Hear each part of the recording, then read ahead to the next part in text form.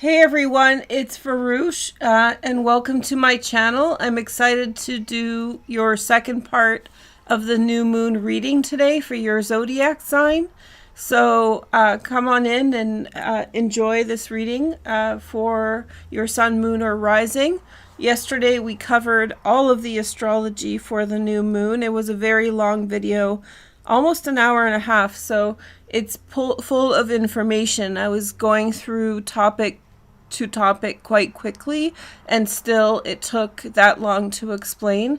This new moon is bringing a lot of changes and transformations, much more so than other new moons, and there are a lot of different elements to it that you should probably know about.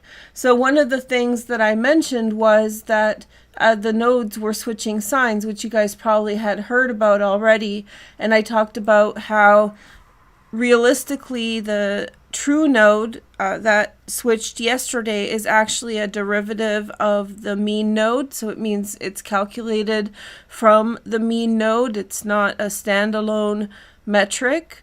And so there are two dates. However, since the true node change happened yesterday, it still coincided with the new moon a lot. And even the one before, on the 13th, the mean node, it also coincided with the new moon a lot. And so essentially, I was telling you guys that the north node in Taurus is notorious for upheaval around the world, especially physical upheaval, things to do with money, things to do with food. And at the time when I told you guys this or filmed the video, I wasn't aware of this piece of news, but apparently Russia pulled out of the Black Sea trade deal involving exports of grain. And I know that sounds like a low-key thing, but it's a very huge move. I feel like they cited that some agreement wasn't met on the Ukrainian side. So basically Ukraine accesses the Black Sea to export grains, and so there was a trade deal between Russia and Ukraine to protect exports during this times of war. And so now they've pulled out, and that's a really serious thing involving food security for millions of people.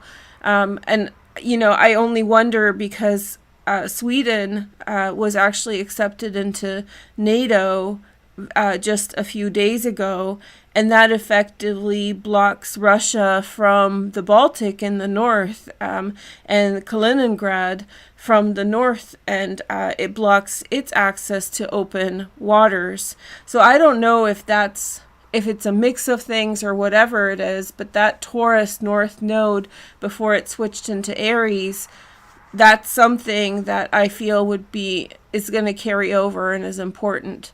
So that's the end of it. I would say North Node in Taurus is one of the more difficult transits. So if you have that natally, it means something different. It doesn't mean you're cursed. But as a transit for the world, there's a lot of upheavals when the North Node is in Taurus. And so now it's over. And so congratulations. I'm happy to tell you about that. The other things we talked about yesterday, I'll give you a summary over the things that we spoke about. We talked about how there's a double yod. It's a double yod key that sort of is splitting energy in two different directions. One of the directions involves unrequited love, disrupted love, kind of love for the wrong reasons, possibly getting pushed into love or pushed around within a relationship emotionally.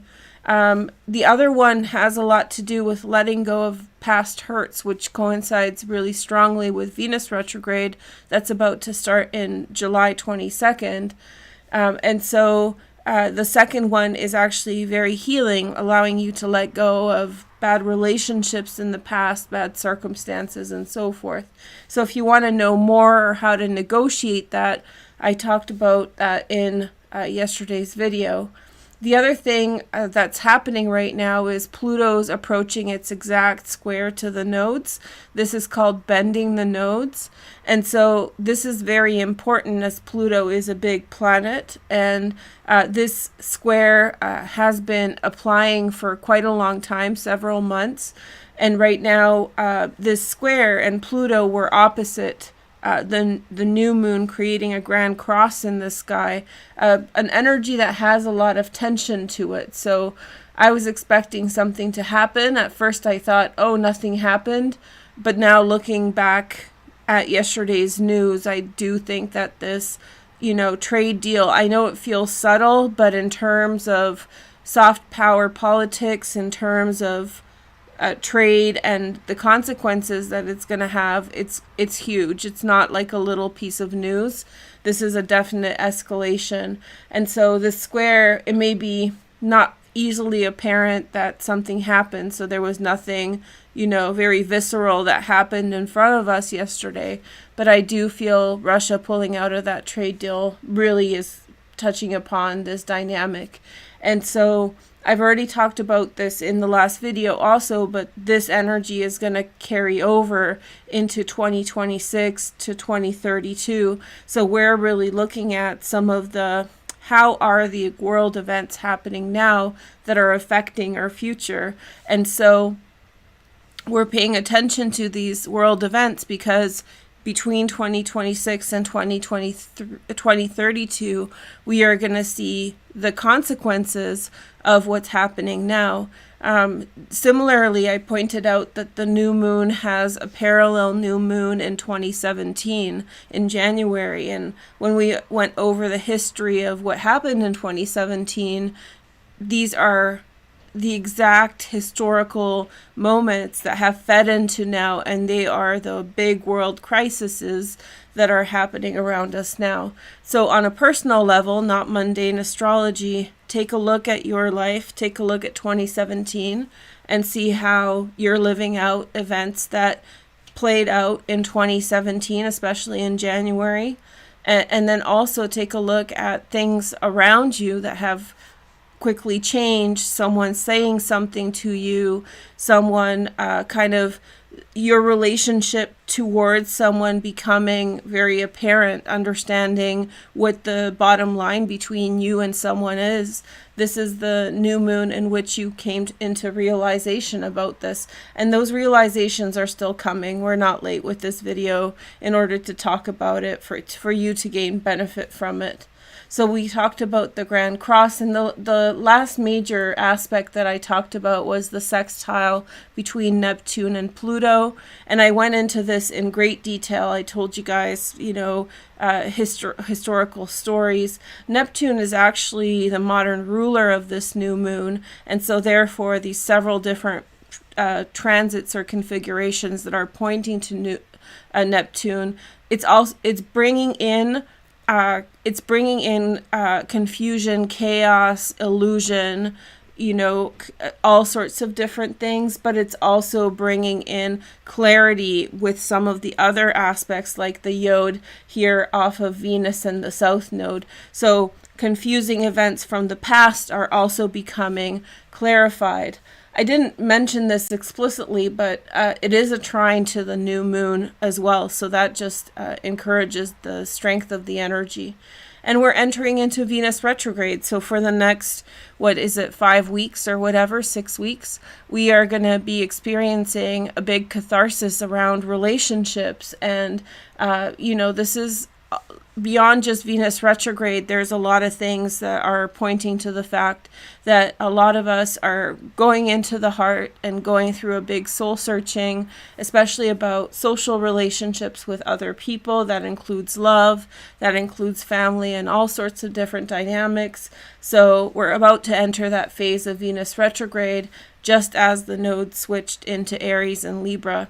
So it's much lighter and brighter in Aries and Libra than at the end of the 1.5 year transit of the North Node in Taurus and Scorpio. So you should be feeling a little bit refreshed. If you're a little tired, a 1.5 year transit of the South Node in Scorpio will definitely do the trick. So if you want to know more, watch that video. I just wanted to give you guys a little taste test of whoever's watching to know kind of what the astrology is. But yeah, I encourage you watching the other video. It has a lot of details in it, so that's how it got long, but I hope it helps. One of the things that I noticed was, and this happened before, so when I talk about politics, and especially when I talk about Western European politics, I've gotten this pushback before when I spoke about Germany, and yesterday I mentioned Brexit and England, and there's this pushback that I believe it's targeted at me because I'm Slavic. There are certain people in Western Europe, not all of course, who don't like Slavic people commenting on them. It's a kind of a tentative acceptance of us, provided we don't speak to what's considered your business. I don't really understand that dynamic because there's tons of Slavs in Germany and England. But this kind of like know what you're talking about, and maybe unlike, I'm not saying no one else in the world knows about these things, but in terms of like an astrology community, I actually am educated on the topics of politics and economics. So that's why it becomes a part of my conversation. It's not because I'm trying to push mundane astrology. It's just I connect the transits and the things that are going on. If you disagree with me, that's fine, but it's a dog whistle to say, you know, you can't talk about us. And to be honest, unfortunately, being an imperial power, one that has colonized other nations and people, there is a certain degree of rhetoric that you are being taught and that you are being programmed with. And there is propaganda that you are being taught to believe to go along with the imperialism. So a lot of times when I say something, it's not to be discursive or not to be harsh. I actually have wonderful relationships with many German people and many British people. I don't think bad about your country or people.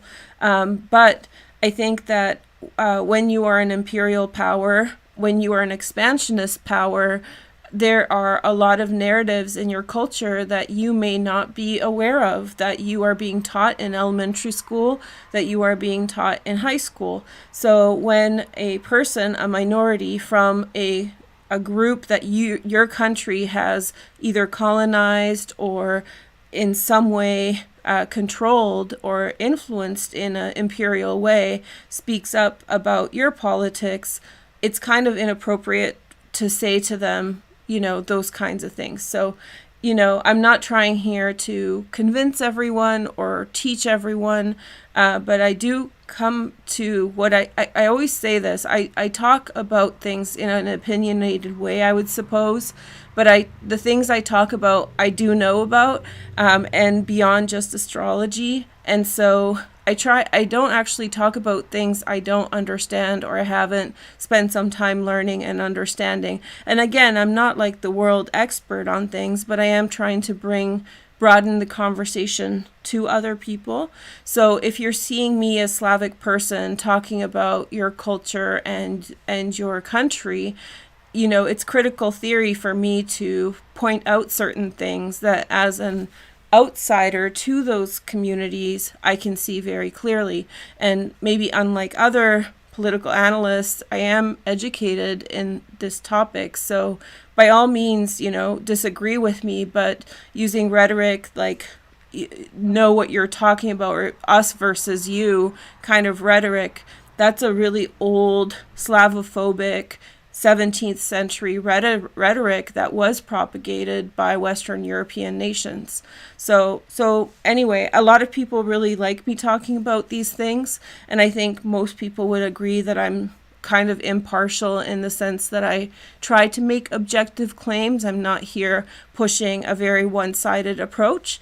So So anyway, I hope that you guys enjoy it. That's what I just wanted to say, because it's funny that, being taunted by, it's just random people, one-off person who tries to lecture me, assuming things about me. And I think it's kind of inappropriate. And in the context of, Eastern Europe and Slavic people, Western Europeans need to realize how much of an influence their actions have had on us in the past, even if it's not recognized in Western media or Western education system. So I'm not here to like push a huge, strong argument that way, but when I'm speaking up in just an explanation way, trying to be inclusive and bringing examples from different countries, and someone is using that kind of language that is racist in nature, that is discriminatory, to say that, I wouldn't know, because I actually probably know better than many people because I spent time at university studying these things. So anyway, sorry to ruffle your feathers, but that's just my side to it. And this happened several times. And so all I want to say is one of my major motivations for talking about things is dispelling propaganda. When you are an imperial nation, you are being conditioned by the education system to think along the imperial lines. This happens in Canada, this happens in the US, this happens in Britain, and this happens in Germany. And sometimes that conditioning seems like it's human rights oriented, that it's very leftist, and whenever people have done bad things to other people, it was always in the context of we're helping them. That's how evangelicism works and all of these things. So without arguing too much about it, check your bias and be very careful when you're pointing the finger at other people, because sometimes you're actually pointing the finger at your own bigotry. So that's all I needed to say about that. It's not a big deal, but it's just really interesting when you're trying to share information. And I come from a good place, and being tone policed by people, and covertly there is that level of you are the other, and how dare you speak about us. Slavic acceptance in Western Europe and North America has always been conditional, which means that if we don't say, or if we don't go against the grain, if we're quiet, if we are not obtrusive to your way or your imperial narrative, then we can coexist. But the moment that we say our mind, the moment that we speak up and put our 2 cents into the conversation, it's very common that we get checked and put in our place. So that's why I found it kind of offensive. So anyway, so yeah, I don't want to make this a big deal, but it's interesting that this happened along the new moon. It's actually really tied to a lot of reasons why I haven't been around. These are nuances of racism that are very hard to explain on social media, because in order to do so, you would have to explain to a whole group of people why it is racism and why it's inappropriate, and you would have to re-educate people on terms and critical theory, which is a huge task.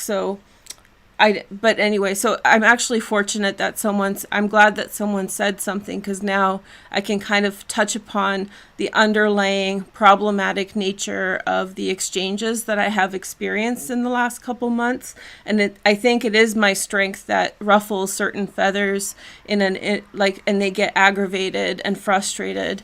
And the foundation of this lack of acceptance of Slavic people in Western society, and you may not be aware of this, but that is the underpinning narrative that's been around for 500 years. So anyway, so yes, I'm not mad at you. I'm not mad at anyone, but I think it's very important for us to, I'm going to keep talking about issues. And when I'm talking about Germany, when I'm talking about England, I'm not saying that to be, anti-German or anti-British. It's about sharing history and correcting history in a public way. And I have to say, especially with German people, I really want to say this, that German people treat me very well most of the time. I feel like I get treated like a princess. Germans treat me better than most other nations, because the ones who are aware of what happened, they're very conscientious. But there are certain people out there who have certain biases. They may not even know they have biases. So, you know, that's all I have to say. So I have a right to talk about these things. I'm educated in the West. I'm not an expert because I don't have a grad degree in this topic, but I do have like years of experience and education. So, I have a right to speak to it like anybody else. So thank you very much for your time. So anyway, so watch the astrology part. It wasn't super political, and it wasn't super meant to be a hyper political commentary.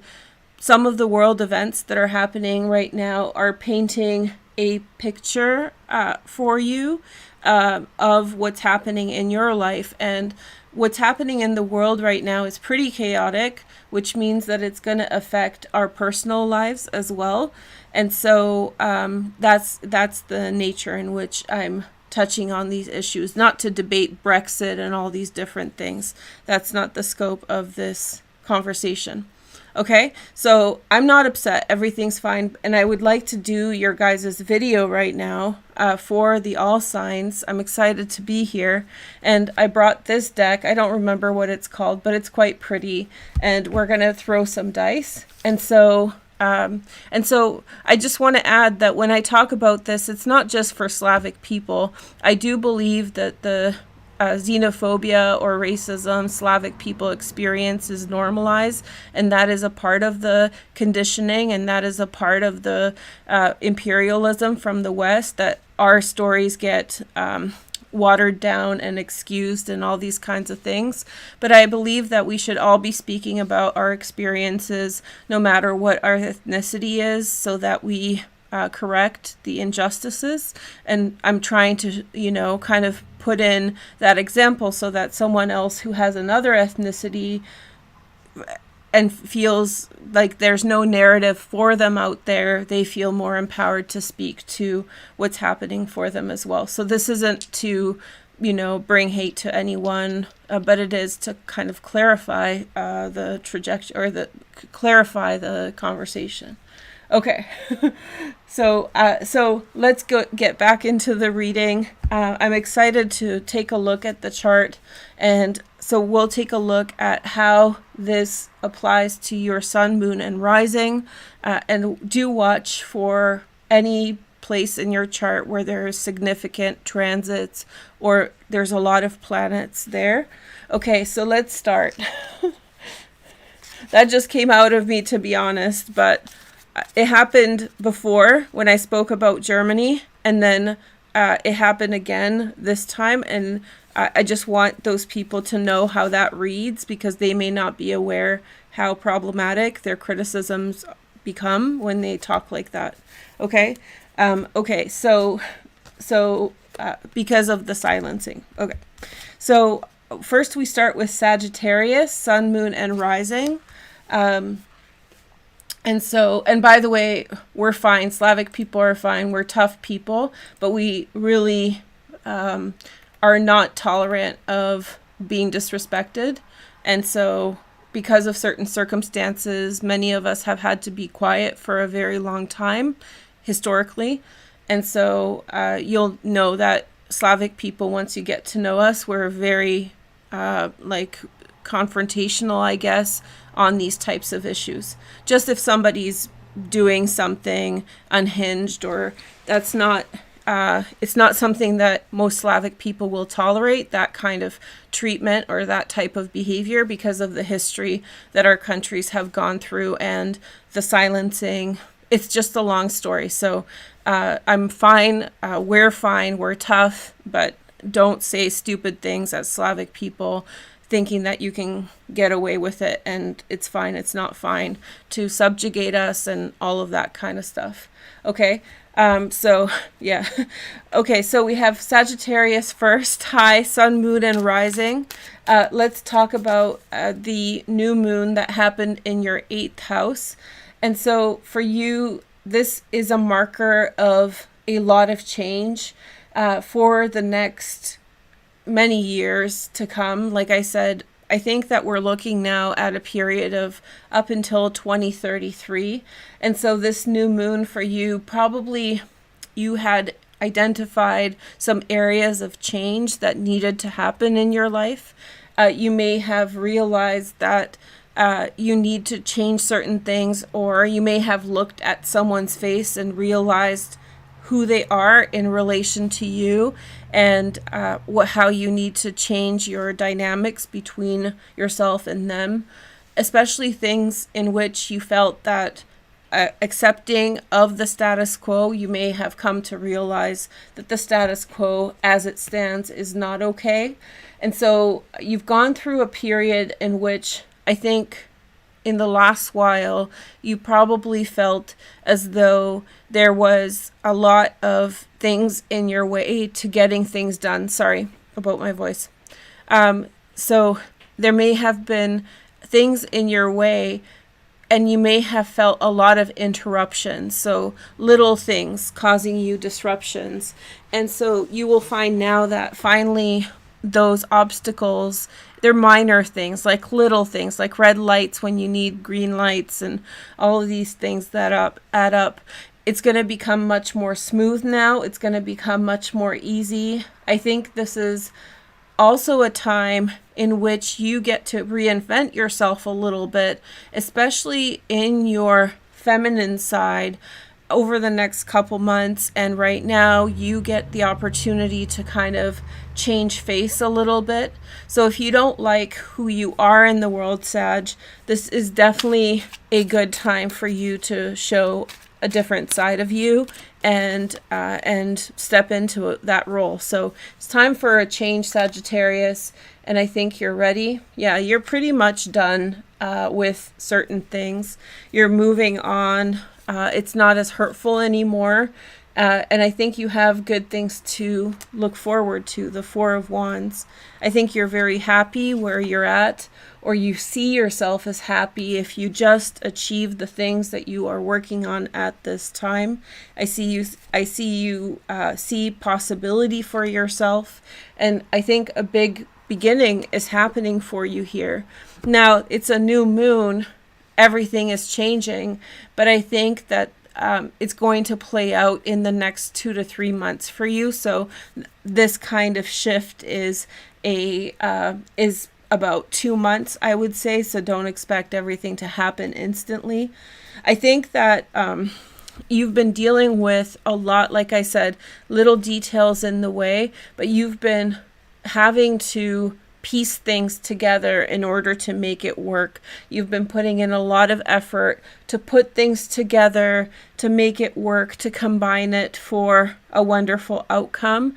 And so I think that that extra effort that you've had to put in is now not necessarily so now it's not going to be as difficult.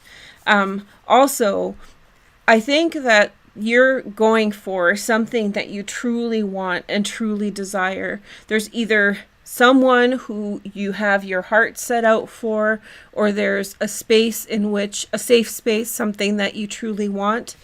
And as you are approaching achieving this or taking this on or having this in some way, you're going to have the awareness of who is who and what kind of things they want from you. Because I think in the past what's happened is you've been quite trusting towards people, and you've been letting in maybe not all the wrong people, but some of the people you've just not had your guard up high enough. So I think this time you're coming from a place of awareness, and I think you're going to take the necessary steps in order to assure you have a great beginning.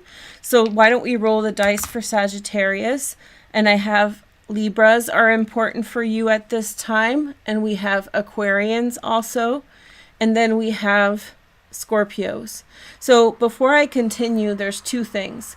This reading is really for an indefinite time frame. As we can see, we're still unpacking events that happened in 2017, and so like this is going to reverberate, like all moments in time, indefinitely into the future, and there's going to be ripple out effects.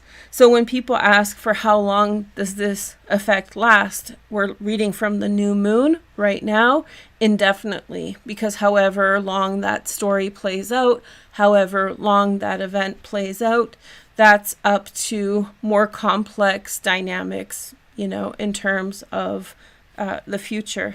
The other thing that I wanted to mention is that I'm filming this and it's really hot today. And so I'm worried my camera is going to turn off. So when my camera turns off, then I'm still here. I'm still connected to the internet. You'll be able to hear me, but it needs to cool down before I begin again. So I'll let you guys know. So if you get a black screen, hold on tight. I'm coming back. Worst case scenario, we'll have to break it up into 2 readings, but I didn't really want to wait with this any longer. Okay, so why don't we read for the next sign? Okay, so we have Aquarius next, Sun, Moon, and Rising. And then let's roll the dice and look at what signs are important for you. So we have Scorpio, Cancer, and Capricorn. I'm really liking the energy, Aquarius, for these signs for you. I feel like they're very complementary at this time. I think they'll bring you great things. I'm going to show you the astrology first, and then we can talk about the tarot. So in terms of the astrology, the new moon happened in your 6th house, and you have the main feature of your chart right now, I would say, is the Pluto on your ascendant or cusping your ascendant. And so this is going to go back and forth, I think 2 more times between Capricorn and Aquarius. So you're going through a major life transition. The time frame from this is now until 2025. The other observable astrology is that the North Node has transited over your IC and the South Node has gone over your MC and into your 3rd house and into your 9th house. And so there is that fundamental shift. We'll talk about that separately. However, for the new moon, what we're talking about for you is likely some kind of clarification of financial issues. I see it's a 2-way process. Remember what I said in the introduction. Neptune's bringing confusion, but it's also becoming clarified, especially when you're referencing lessons in the past. So if you have lessons in the past that have somehow taught you how to do things or how to approach things, they are going to help you to handle or deal with financial matters ahead of you. However, there's very tempting things in front of you that may be tempting you to, again, spend money in not positive ways. So make sure that you're being careful. For me, it feels the most like a person that you love or someone that you care for a lot is maybe not encouraging you, but your love for them or your shared experience is pushing you to be a little bit more careless with your money. And this is a strong sign from the astrology that you should be very careful with that kind of thing. And so right now, the lessons that will be coming up for you in the new moon is awareness of how you are using your time. On the other side of this valley that you've been in, I've been telling you guys about the energetic valley. On the other side of it, there was a lot of time wasted in which you didn't realize that your time was wasted, and it sort of took your time, like living took your time. You weren't paying attention to where you were applying your energy. You were not paying attention to what was happening. And so it was sort of, your time was taken from you. And so with this new moon, I think you're much more aware of where your time is going. And so moving forward, I think you are going to be very much more aware. And this is a part of you energetically moving up in the valley. So you're still going to be negotiating distractions or things that want your attention. But I think that now you've caught on to what's going on. And so now you're aware. Okay. So let's see your cards. So we have the Last Judgment. So there was an event in your life that changed things fairly recently. It could have been a big decision. The Yod key represents a big decision. So there may have been a push-pull effect in terms of something, two things wanting you to go in different directions. And then we have the Page of Swords, Gemini, Aquarius, or Libra. And then we have the Sun also. Okay, so these are a lot of these are a lot of higher arcana cards. I have a feeling that you're testing the waters with something, that you're trying something new. It seems as though you're going out on the limb with something, like putting yourself out there. I think that you're really trying something in the world. I think you love that space of trying, testing it out, seeing how you fit into this new energy. So you're in this exploratory phase, I feel. I think you have a decision with regard to someone about holding back until they reach out to you. So I think that you've decided to wait for them to come to you, or you're ready to let a situation go unless they approach you. This can also be a decision that you've come to realize about many people. You may have realized on how to control your energy or how to manage your energy so that like no one can mess with you. So you're being much more guarded at this time and moving forward. I think it has to do with like self-care sort of ideas. So you really want to nurture yourself, take care of yourself to get what you want. Then we have the Lovers, and if you watched yesterday's video, the Gemini twins that rules this card is a huge part of this new moon. So this is nice to have it in the center here. And then we have the Seven of Swords, which is Moon in Gemini. So if you have Moon in Gemini, then this card is for you. I have this feeling that you're feeling you have your spark back in another. That's how I would say it. I think that you're ready to pull the plug on situations that are not becoming of you or not helpful to you. I think that you have things that you're looking forward to or things that you're enjoying in the dynamics. But I think that you're quick to leave and you don't have much patience, or you don't have much patience, or you're not willing to wait a super long time for a situation with no guarantee. And I think that's the mindset that you're in. And you're going to be very happy pursuing that at this time. I do think that you're surrounded by some kind of love energy. I do think that you're feeling, love. I think that you're feeling connection with someone. I think that you're in that moment. But I think that you're in that phase in which you can enjoy those feelings and those sensations. But I think that if someone crosses your boundary at this time, you're very resilient to not accepting their behavior. So you won't be very tolerant, which means that if you're dating someone new, it's likely that you'll break up with them over small issues, or what other people may consider small issues. You're just not going to sit around with people too much. And if you're not dating, this applies equally to friendships and interactions. It doesn't mean a breakup. It just means like you were hanging out with someone and they're in a mood and it's your friend. They're still your friend, but you're just going to bail out on them.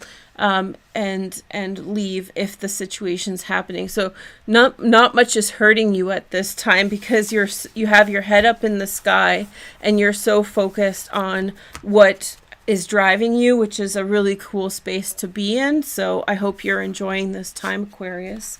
Okay, so next sign, let's take a look. The next sign is for Taurus. Hey, Taurus. Why don't we take a look at your astrology and see which signs are most important to you? So we have Aries. We have little Aries. We have Virgo, Taurus. Hi, Taurus. And we have Scorpio also. So these are the signs of people or situations that may be very nice for you or very resonant for you at this time. So these are important. People who have these placements will be important for you at this time, Taurus. So when we're looking at the astrology and tying in what we talked about yesterday, the new moon happened in your third house, Taurus. This has a lot to do with things that are close to the home. So just outside your doorstep. This could be neighbors. This can be just your general neighborhood. So you're getting a lot of energy here. I have a feeling that there is a place in your near space where you live that allows you to be quite resilient to outside pressures that are being put on you by the outside world. And so you have this resiliency, which means the world out large can seem messed up, but your community or the people around you are really cool right now. So you're seeing in them hope for your future, even though maybe things outside of your community, maybe where you work or your school or something far away, maybe even just politics or the world in general, feels very daunting. So you have nice people to connect with. And even though things are happening in your life in the bigger picture that may feel disempowering, your connection with people nearby feels very empowering to you. Now, the nodes have switched to a more private space for you. Last year was very Taurus-centered. I like the transit of the 12th house of the North Node, especially since it happens after the transit in your first house. It allows you to sit and think with what has happened. And hopefully a lot of things have happened for you. So as the nodes switch into your 12th house, alongside this transit, you're turning in, and also you'll notice that the amount of times that people reach out to you decreases now significantly. And this is just parallel to the new moon. It's not because of the new moon, it's because of the nodal switch. And then the other thing that I really want to focus on in your chart is your relationships with other people. I think that gossip is going to get dispelled for you, which means that if people are gossiping about you behind your back, then clarity is coming into those situations, especially if somebody's giving you a bad name or saying bad things about you. And then conversely, I think that outside pressures that may be pressuring you into a relationship you don't want to be in right now, I would really recommend you stay away from. Or something involving your house. It feels maybe because the cost of living is really high, and I don't want to discourage people to do things that are good for them financially. But in terms of how this looks for me in your chart, if you're feeling like the pressure to get a roommate or move in with a friend, especially move in with a friend, be very, very careful with this transit. So this is only for those of you who are feeling the burden and you're like, maybe I should move in with my best friend.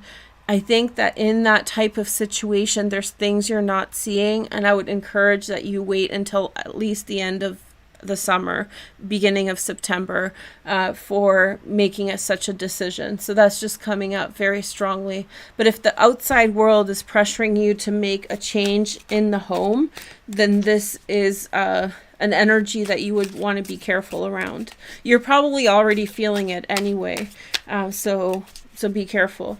Now let's take a look at your tarot cards for this. So we have the Hanged Man. And then we have the Queen of Cups, Pisces, Cancer, Scorpio. By the way, the Hanged Man is Neptune, so that energy is right in the middle of this. And then we have the King of Pentacles, there's a fear or a feeling of not wanting to lose prosperity. Now, when I'm looking at your chart, Jupiter is in your first house and it's entering your second house next year.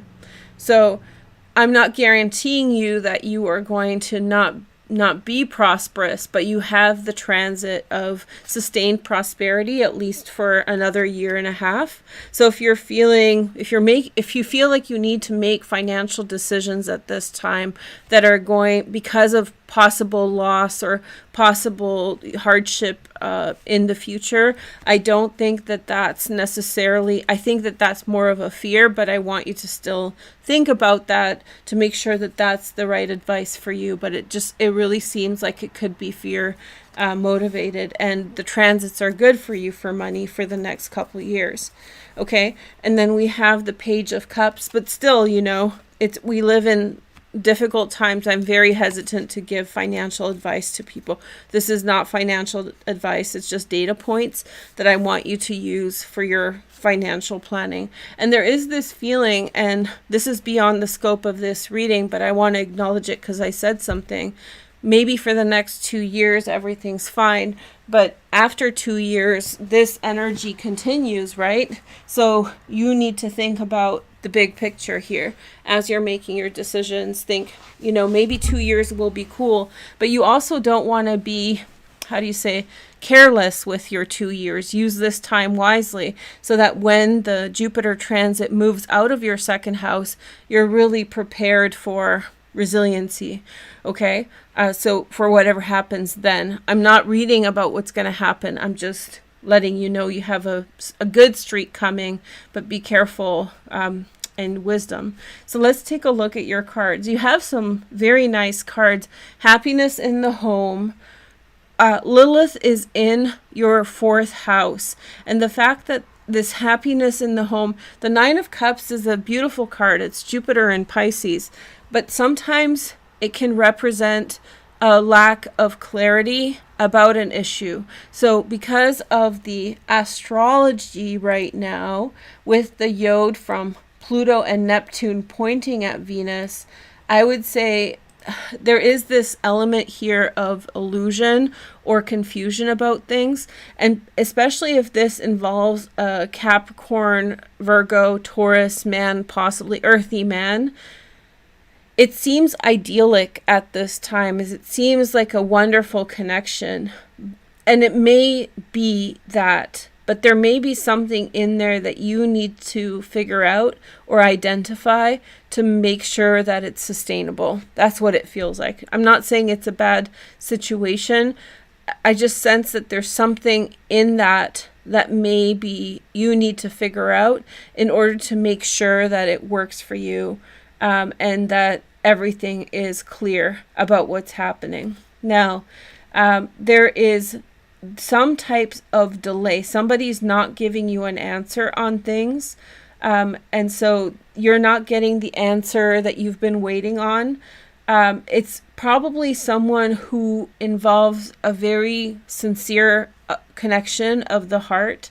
And you're in this space of waiting to hear from them, waiting to hear what they have to say. And so I think you're going to find out, and I think whatever you're waiting for is a positive message, but you have to let that play out. So whatever you're waiting for someone to make a decision, you're waiting for someone to tell you something, and I think you're going to be happy with the outcome. I think you're going to be happy with what they say to you, but for whatever reason, there's delays with that message coming to you. So be patient for that message, okay? So I hope that you enjoyed the reading. I'll see you guys soon, and if you're a member or if you want to watch the astrology, I really recommend it. It's in the description. Okay, so now let's see the next sign, Scorpio. Hey, you guys have been coming up last. All the signs that I read for just now have been coming up last, and suddenly you guys are all first, so the energy has definitely shifted. South Node out of Scorpio. It's the dark night of the soul. When they say dark night of the soul, it's not... The the transit of South Node in Scorpio, it's not the only time people have dark night of the soul, but collectively we've had a dark night of the soul here. And I think we can all agree that this happened. It's been a year and a half of, I don't like talking about it in a negative sense when it's happening, but once it passes, recognizing that it was a real funky time, it's okay. So the signs that are important for you, Scorpio, are Aquarians, Libras stand out, and then also Leos. Okay, so not bad. And I actually think that Aquarius had you in their dice roll too. So let's take a look at your astrology first, and then we'll get into the tarot. Okay, so when I see for you this new moon, this happens every year. This is a wonderful pre-birthday new moon. It's the last new moon before your Scorpio season that's in a water sign, right? So this is a dose of energy, and I think that through living life, you've formed the habit of always liking this new moon, whether you like it or not, whether you know it or not. You know that this time of year, when the new moon happens, or sometime, if you don't follow astrology, you know this time of year is an energy boost. And so for you, this has been that. For you, this is a rebound. Many of you Scorpios are really drawn in deep into personal things involving your childhood, your family, heavy stuff. And so because of the way that the nodes are placed right now, you're probably experiencing this in a very intense way. A lot of people online have been talking about how the cardinal signs, so that's Libra, Cancer, Capricorn, and Aries, are experiencing this nodal shift. But I think astrologically, in terms of alignment, you may be experiencing one of the deeper moments, especially since Pluto is alongside your IC. So if I made one of those, 20-second videos, I'd say, oh, Scorpio, watch out, Scorpio, here you go. And not in a bad way. This is a moment of freedom. This is a moment in which you feel push away from some of the darker energies you've been feeling for the last year and a half. Temptations in your outside world. If you are getting tempted in terms of career, those kinds of things, or if you have to push back against your past, if you want to prove someone in your family wrong, and that's a really intense feeling at this time, be careful of these sort of hyper-vigilant sort of decisions, or like something you feel you have to pursue, like this desperation sort of energy.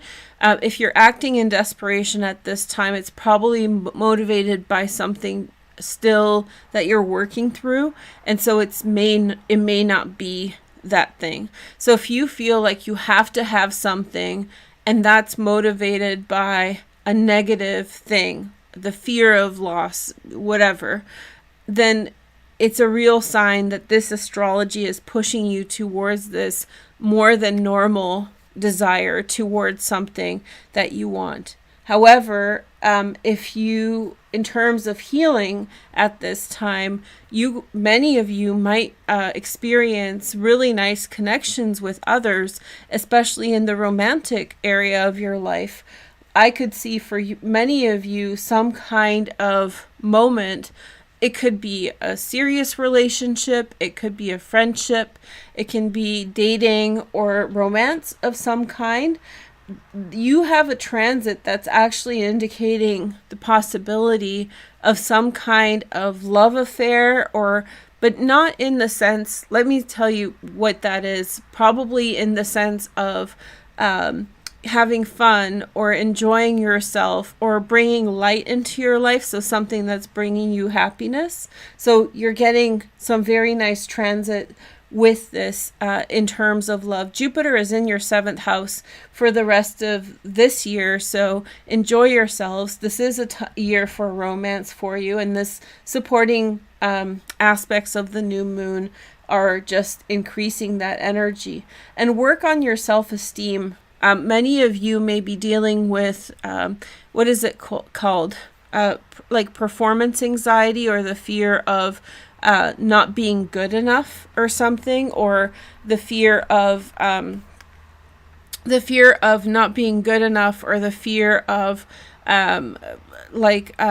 what is it called when you think that like you're not when you're like really skilled, but I forget the word, but there's a term for it. When you think you have high skill in something, when you have high skill but you think lower than yourself, imposter syndrome. So many of you, that's the word I'm really fight any urges of imposter syndrome at this time. Just really apply yourself and work on those feelings, okay? So if you feel like you're not fit to be somewhere, or denying yourself something like that, this is the energy in which you want to clear it as much as you can. Okay, and then we have the Chariot. So we have the Queen of Wands and the Chariot. I feel like there's labels that are placed on you from the past that you still struggle with, and there's a sign here that you are clearing those labels. So this is, you know, if somebody like a high school teacher or a school teacher, grade school teacher, called you a troublemaker, and they didn't understand what was going on for you, and that always stuck with you, that label of being a troublemaker, and somehow it's haunting you. I think that there's a level of going beyond whatever labels that you have been labeled with, and I think you find great happiness in that. Also, reconciliation in a relationship, improvement in a relationship, dynamics between yourself and someone else, finally coming to terms with a problem that's been going on for a long time. I think that things are really mellowing out for you. And again, I don't want to talk about certain transits as they happen or as they begin to happen and tell the signs like, oh, you're in for it, Scorpio. But that South Node in Scorpio was no joke. You know, like it really messed with you guys. And everybody had a different experience of what that messing with you guys meant. And so you're clearing that. It just cleared yesterday for the true node and a couple days ago for the mean node. So get in touch with yourself. Suddenly, hopefully things are feeling better. Suddenly there's something of a generous nature, an exchange of generosity between yourself. It feels like two people are making a set of plans for a journey or some kind of trip as well. So that looks really exciting. This could be actually two people outside of yourself. So and they're going to bring you in on that trip. So there's this, somebody's talking to another person and they're having a great idea. Maybe they're having the great idea of coming to visit you, something like this, where you would be invited. So that's why it's showing up in your reading.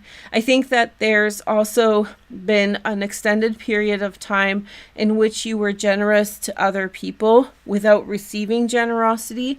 And so I think that you're going to be experiencing generosity now, that you're going to be, and this is energetic, which means that people around you in your life, you've just gotten so accustomed to people not recognizing your generous nature, especially with money, physical possessions, tangible things. And now suddenly everyone around you is like, that's the vibe that you're in. That's the vibe, baby. And so you everywhere, whether you've been generous to someone or not, it just really feels as though they're directing you in that generosity towards you. So you put the energy out, and I feel it's coming towards you now. So enjoy all of this energy. It seems really hopeful and nice. A nice turnaround from the South Node in Scorpio for the last year and a half. Okay, so let's see the next sign. The camera's doing okay. If you're just jumping in and watching now, my camera might turn off. I'll still be here, but the camera has to cool down sometimes. I don't think it's going to be a problem, but it's just a precaution. So next we have Pisces. Hey Pisces, let's get squishy. Let's talk about your astrology and tarot. First, I'm going to take a look at your dice to see what signs are important for you over the next little while. So Sagittarius seems to stand out. We have an Aries, that's a fiery Pisces energy. And then we have Virgo. Hey Pisces, hey bestie across the pond. Now let's take a look at your astrology together. And again, I want to encourage you to watch the astrology I put out yesterday. It's long, but yesterday's new moon was really important, and there's so many different layers to it. So watch the whole thing, as you do your chores or whatever. Listen to it because it's kind of interesting. I found it very interesting. Okay, so the new moon is in the fifth house for you. This is signaling possibly some kinds of relationship sparks. I have a feeling that with Pluto in your 11th house, and this is a feeling I get for Pisces a lot, that some of your social circles are overwhelming, not one-on-one necessarily, but just many of you are experiencing claustrophobia with other people that you are exposed to. And there's a lot of different reasons for it. This has been an ongoing issue or fact. And so this you versus them, and this is in your mind. This is you rejecting the group. You don't really want to be near a group. Or you feel an aversion to a group of people that you know is really pushing you towards a one-on-one relationship that has come up in your readings a lot. This could be a one-on-one friendship. There's lots of people who are just platonic friends with one other person, but I really have the feeling that you're going to anchor yourself on one person and really bond and really connect with that person, and they're going to be very significant. This can be romance too, but I want to be inclusive, so there's definitely an anchor point. I think we were talking before and I included animals. That's totally okay. If it's a dog, animals can be kinder than most people. So whether it's a cat or a dog, I saw someone on social media find a baby. What are they called? I forget the word. They're a marsupial, I think. Marsupial. It's I forget. It looks like from Beetlejuice, the movie. And it's like this little creature. It's kind of like a mouse, but it's not. I forget the name, and I should know it. But anyway, they don't bite. They're very gentle, and they look like they're about to bite your finger off because they have this giant mouth. But they don't. And then the mom carries them on her back, and so I guess a baby fell off, and so this couple found them. And I just realized that they're like the perfect pet because they're gentle, they don't bite, and they're sweet, and they're cute. They're very cute. So anyway, they rescued it, and so the animal rescue people told them to just take care of it, because otherwise they couldn't take it, because this is just like a common animal, and so they took it and kept it, and they have a pet now. So yes, definitely your close one-on-one connection can be with an animal as well, heart-to-heart connection. And so the new moon can be a marker of a variety of things, so it can be a little bit of both. I think overall I think that for you, I feel a lot of fear about doing what you truly want to do. And if you did what you truly wanted to do, if you wanted to avoid the people that you feel uncomfortable with, then if you did all those things, you're afraid that things wouldn't work out. And so you stay in certain situations and you make certain decisions. And so I think what this is actually saying is there's going to be these feelings of, I should really continue being friends with this group of people, even though they don't work with me so well anymore. It's not a really good fit. And it feels like fear. It feels like a fear to let go, a fear to move on. And so you need to work through that with this energy. The other kind of observation here that's more of a healing one that probably plays off the other is that I think that there's also an awareness here, or coming into awareness about your uniqueness. And so in these transits, especially focused on Neptune, because Neptune is such a huge aspect in this, you're increasingly feeling a green light to be weird, to be yourself, to not hide your special qualities or your special interests or whatever they are, and to embrace them. So you feel this is a huge cleansing moment, I think, in which you can embrace your own diversity within yourself. And maybe you're also thinking a lot about ideas of relatability to other people. And I think you have a should and have to list towards other people. And it's motivated by fear of them not being there. But I think that as you step into yourself more, as you embrace yourself more, as you celebrate yourself more, and the strange things you like to do, then, or the way you want to be that you feel may not be accepted by others, that starts to outweigh your need for the other people. So I think that's really strong for you at this time, Pisces. So let's see the next message. We have the Two of Cups. Okay, Venus in Cancer. We had this come up yesterday as the first card, and then we have the Ten of Swords. So some of you guys have gone through a breakup. And when you go through a breakup, especially with like a long-term partner, there's a feeling of like, where do I fit in outside of this relationship that people go through? It's like a stage. That's what it feels like for some of you guys. Knight of Wands. So there's a turning in. So it looks as though, and this can be a breakup, but it can be also, it feels as though you had a soft connection with someone that didn't work out how you wanted it to be. And for some, it was this love affair, this partnership. But for some of you, this was, you had a connection in which you had a spark with someone or some nice interaction. And I think that it seemed like I think you thought it was going to go one direction, but then it ended quicker than you thought it would.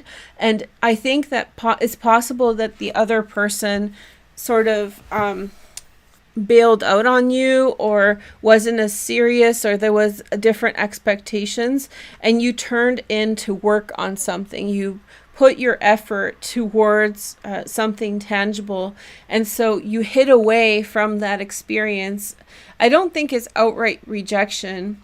It feels like you were in the space to really meet someone and have a connection, be it romance or friendship.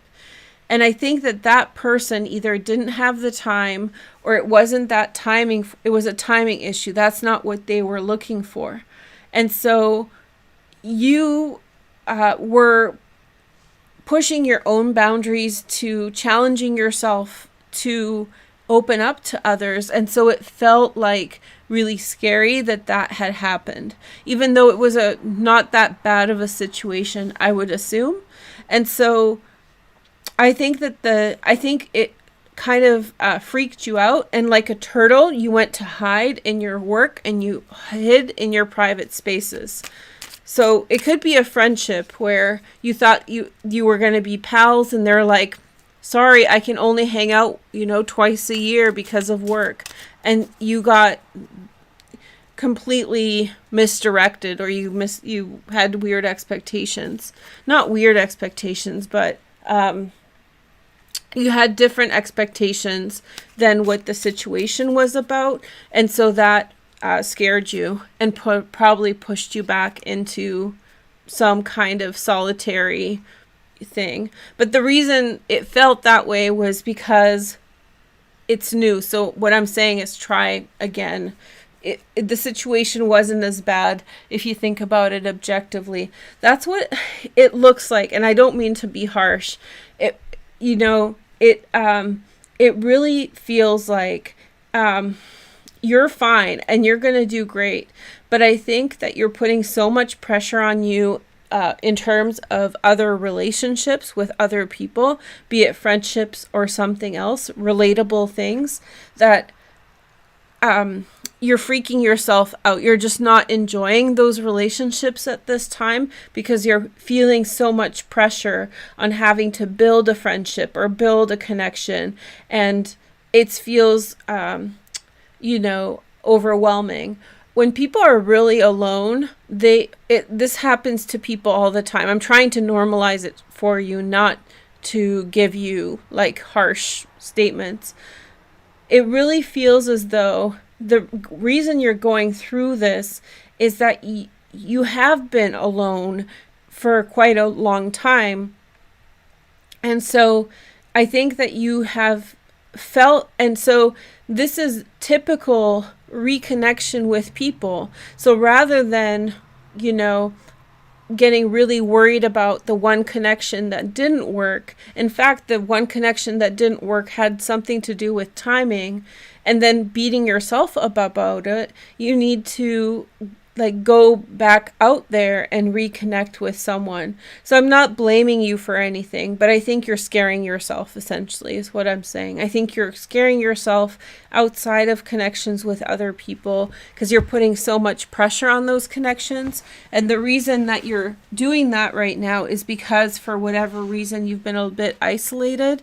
So rather than feeling bad about yourself or feeling trepidation about the future, tell yourself this is like a normal psychological thing people do when they've been a little bit alone. And so it's okay. We all go through it, right? So the best thing to do in that situation is to try again and not beat yourself up. It's normal. That it feels like you don't think it's normal. It feels like you're racking your brain about being awkward or being weird or whatever, and it's not weird at all. And so typical things, and you should not be a turtle. You should not be hiding from one interaction that wasn't even bad, but just scared you in some way. Okay? That was really detailed, so I'm so sorry. It may not apply for everyone, but maybe watch for your other aspects in your chart. Okay, so now let's take a look at the next sign. Okay. Pisces is always weird. I get weird messages, and I have such a strong connection with Pisces, so it could be one of the people who's watching that I'm just downloading information for them, or it felt very highly specific. So next we have Gemini. Let's take a look at what sign is important for you, okay? So we have some Leo energy, and you guys Geminis are going to really like this astrology for this new moon because it involves the Gemini constellation, even though it's in Cancer. So you should probably watch that part. Gemini is kind of the focal point. You'll learn a lot about your sign there. And then Aries. So Pisces, Leo, and Aries may be important for Gemini. Now let's take a look at your astrology. So your astrology is here. The new moon's in your second house. So the pattern for you, and we have to touch upon time back to 2017, I guess. And that is an extended pattern of bringing autonomy or separation from relationships with people that weighed you down financially and that weighed down or complicated things for you on a financial level, material level. This can mean that they directly influenced you financially, or their behavior in some way affected you.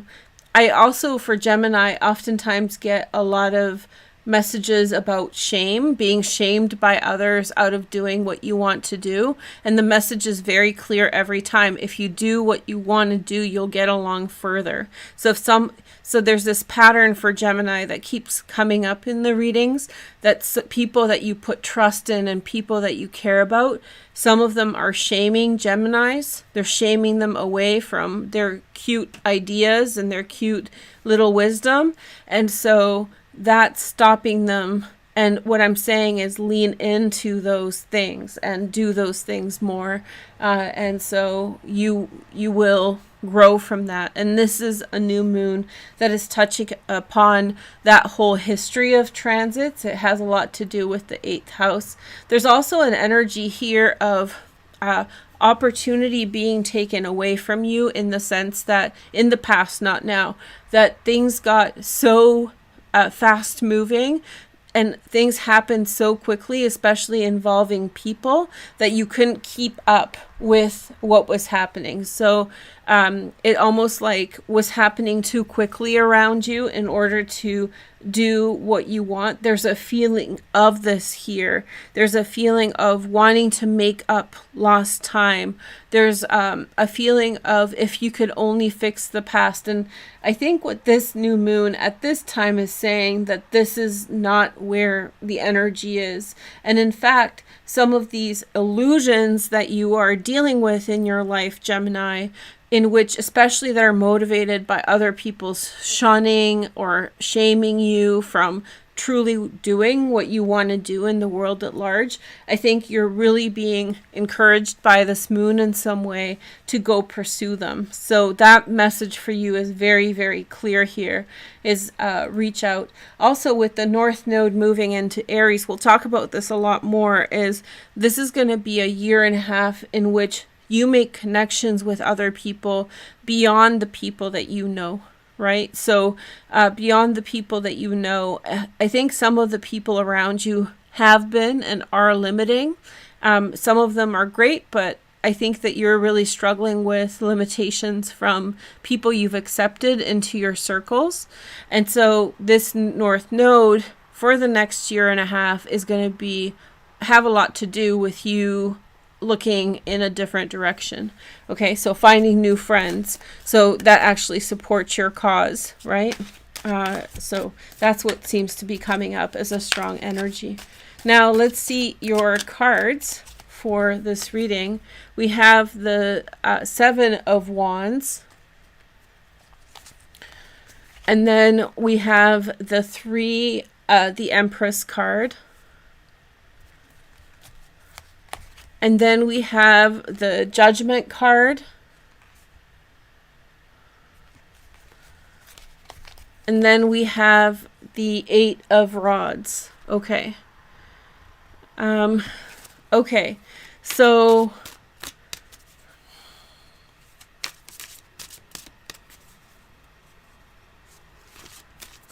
there's the attack, right? There's and I don't mean like attack with shame. It's like, here's you wanting to be you, and there's so many criticisms coming at you from people around you, especially for those of you who have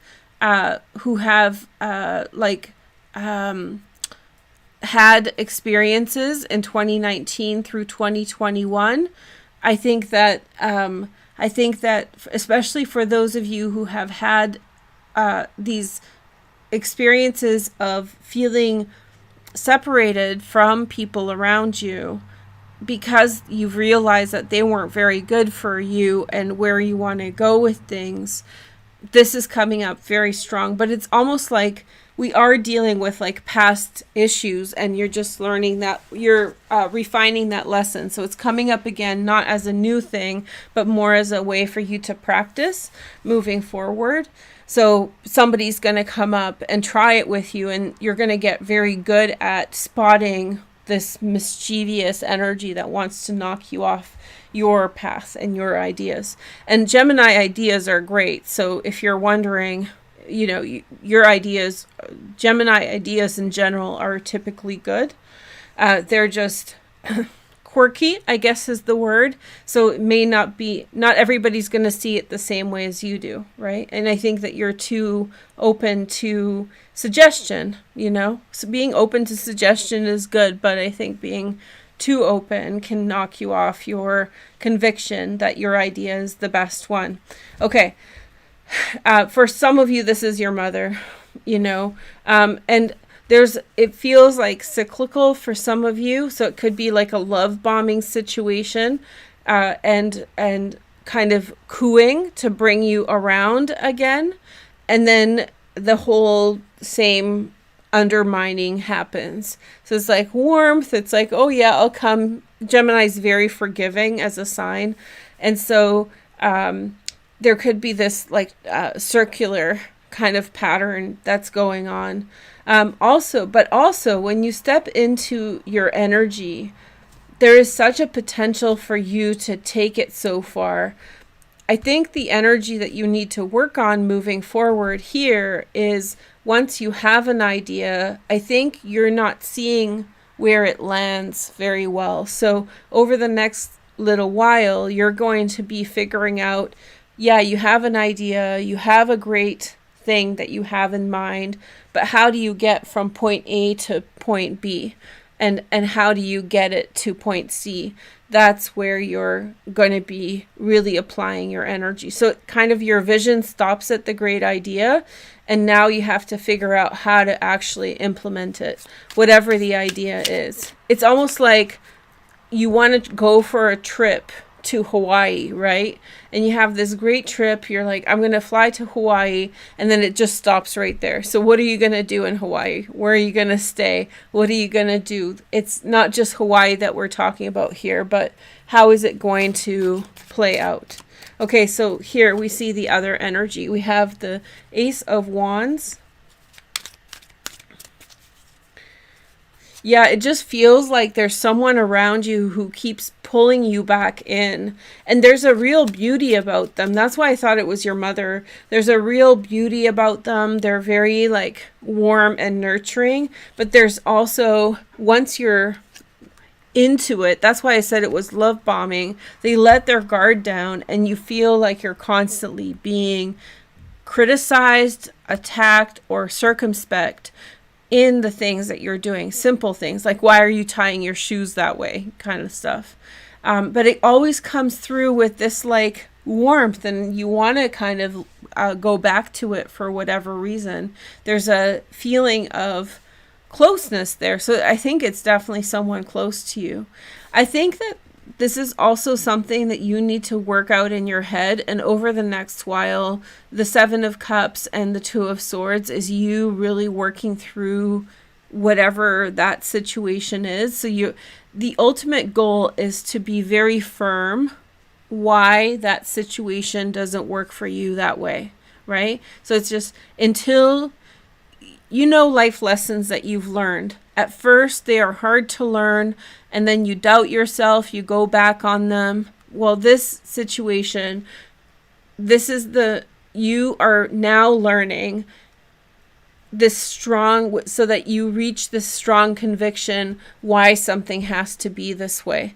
It's like people who are susceptible to weight gain, who want to stay slim, they have to reach a point where they realize sugar is such a challenge for them, and you have to come to terms with the fact that, speaking for myself, so you have to convince, once you're very clear on the fact that sugar is not your friend, it may not be your enemy, but it's not necessarily good for you. If your ultimate goal is to stay slim, and you have weight gain is something that you don't want to do, and something that maybe your body's more susceptible to, you have to come into that firm conviction that that cookies or whatever else is a problem for you. So whatever the situation is, that's the level at which you're working through it. You're coming into your clear understanding of why that person or that situation seems to be so repeat. And I think there's another cycle of like being brought back in, or softening you up. Gemini's forgiveness is a double-edged sword. On the one hand, it's a wonderful facet of your character, but the downside is that sometimes you get hurt way too many times before you realize that something's not good for you, right? Okay, so now let's take a look at the next sign. We have Libra. Hey, I had a feeling Libra was next. Okay, so first let's see what zodiac signs are important for Libra. Sagittarius, okay, and we have Taurus, and then we have Leo. Okay, so Sagittarius, Taurus, and Leo for Libra. First, let's take a look at, or next, we'll take a look at your astrology, Libra, and see what this new moon did for you. So the new moon is in your career. That looks really nice. But when I'm looking at the double yod key on Neptune and Venus, I have a feeling that this transformation in terms of your career has a lot to do with social networking that has greatly improved. On the one hand, you may be feeling like you really need to buddy up with someone. They could be a prominent person. They could be someone with a large social media following or something like this. But I think that there's something to do with that connection. I don't want to say this person's not... I have a feeling that there's something not right about that person or situation. And I think that you feel like you should be connected with them, but you also see the problem with that person's ways. So it's like, how do you say this? Yeah, you just see it. That's the one thing. But you may be feeling deeply pressured to maintain contact. And so this is the side of the yod where I'm kind of skeptical on. On the other hand, we have Neptune. You're going to go through a massive transformation when Neptune goes into Aries very soon. But for now, it's in your 6th house. This, for me, I think you're clarifying the issue of why someone doesn't like you or a bad reputation. This could be something like a bad rumor about you at work, and you don't know what the rumor is, and yet there's someone who's skillfully perpetuating it, so you keep hitting the wall at work because of it. Something like that. It's a social situation that's stopping you, that's going to get dispelled here. It's going to get in some way clarified. And that's going to lead to this new moon energy really going in a positive direction. This is going to be a year, Libra, in which your social connections really blossom, and especially your connections one-on-one, be it with a friend or more. I think that there is going to be a lot of healing for you over the next year and a half in which you build this great bond. So if you're feeling the pressure to be friends with someone who's toxic and you've already identified their ways, but you feel that you should because it would be better for you, and you feel like pushed into it or strong-armed into it, know that down the line, you're going to get a lot more of what you truly want, or the kind of, it really feels like it's almost like being friends with someone who's nasty because you have to be friends with them. It really feels that way. And then on the other hand, there's this energy of, on the other hand, just wait a minute, Libra. The message is wait a minute, like a little bit of time. There's good friends coming your way, and those natural connections will emerge. So if you're feeling that right now, that you have to keep this friend, that you have to keep this connection, I don't think so. I think that I don't think you see it yet, but I think there's better connections on the way. Okay? That's the message. And that's going to lead to growth in whatever capacity of success that you need to among other people. And I think that people are going to be the connecting. So for example, if you're friends with someone who you know isn't really great for whatever reason, and you think they're going to get you somewhere, I don't think they will. I think there's someone else coming with whom you have a genuine connection. And so you don't have to try so hard to appease this shitty person around you, okay? It really feels like the reason you don't like them is they're a crappy person, which is really why Libras don't like people a lot of times. They feel that someone's crappy, that kind of thing. Like not a very nice person. Libras are pretty like, they're likable, or they like people easily. So we have the Page of Wands. So when, as a Libra, if you don't like someone, there's usually a genuine reason for it, and so you should not ever doubt yourself. You have the Three of Swords, and then you have the Judgment card, which is Pluto, And then we have the Seven of Cups. A lot of people are getting this because Neptune is a part of this. This is Venus in Scorpio, but it's very similar energy to some of the Neptune energies here. It really feels like you're putting yourself in an uncomfortable position, Libra, but there's good things on the way. So right now you're struggling. Immaturity, Page of Wands. So someone is rough and someone is hasn't worked out their personality yet, and you keep getting hurt by them. Being just around them is hurtful because they're so rough emotionally. And then I think that you keep, for whatever reason, choosing to go back. So let me break it down.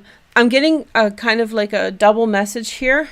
That message about like waiting, that feels like a higher message from like a higher place. It feels like a meta message, almost like some energy telling you it's gonna be okay.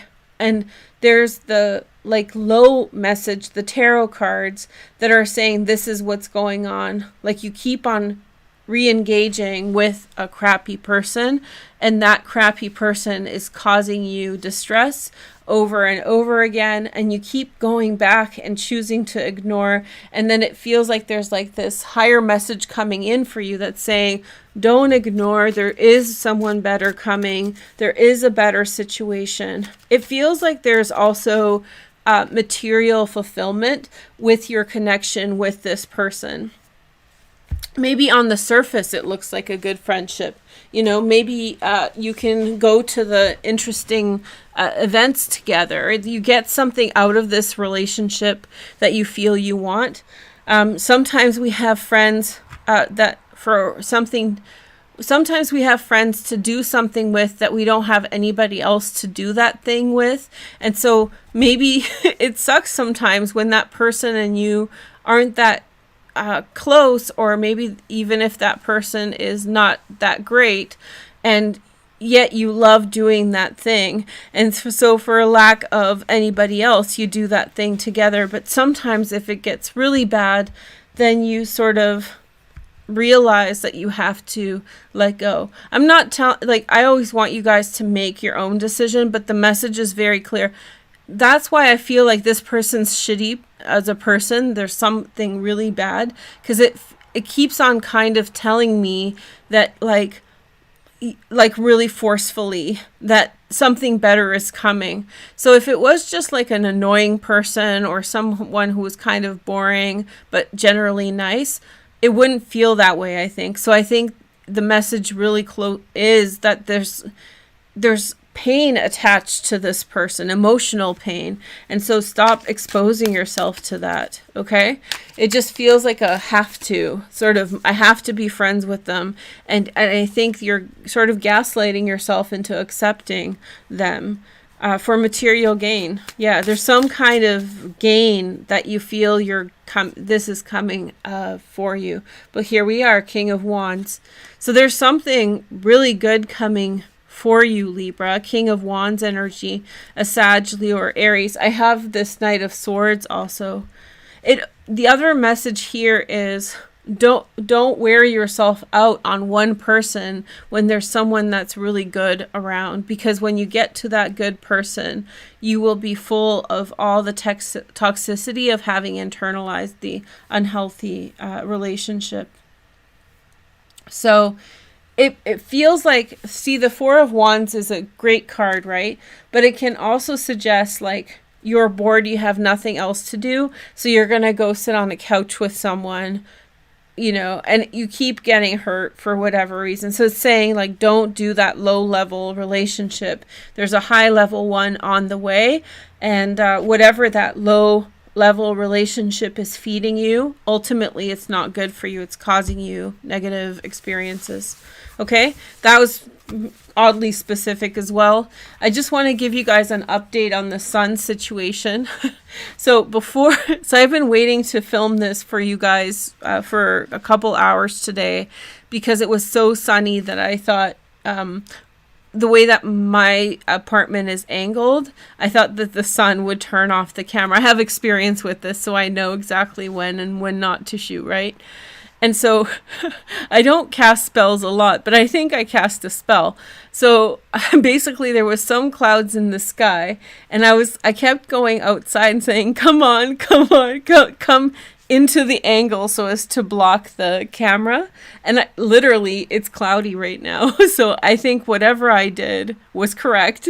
And even though it wasn't intended as a big energy, the thing is, I don't do first of all, I've been doing energy work since I was a teenager, but I don't really do it for my own personal philosophy. Okay. For the most part, I send people good energy, that kind of stuff, but not like full on energy work at this time.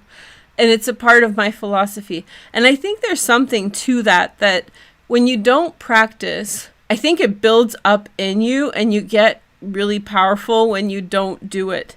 So things like controlling the weather a little bit, when you don't ever project energies that way anymore, it's like, I think I did it, guys. I think I made it somewhat cloudy.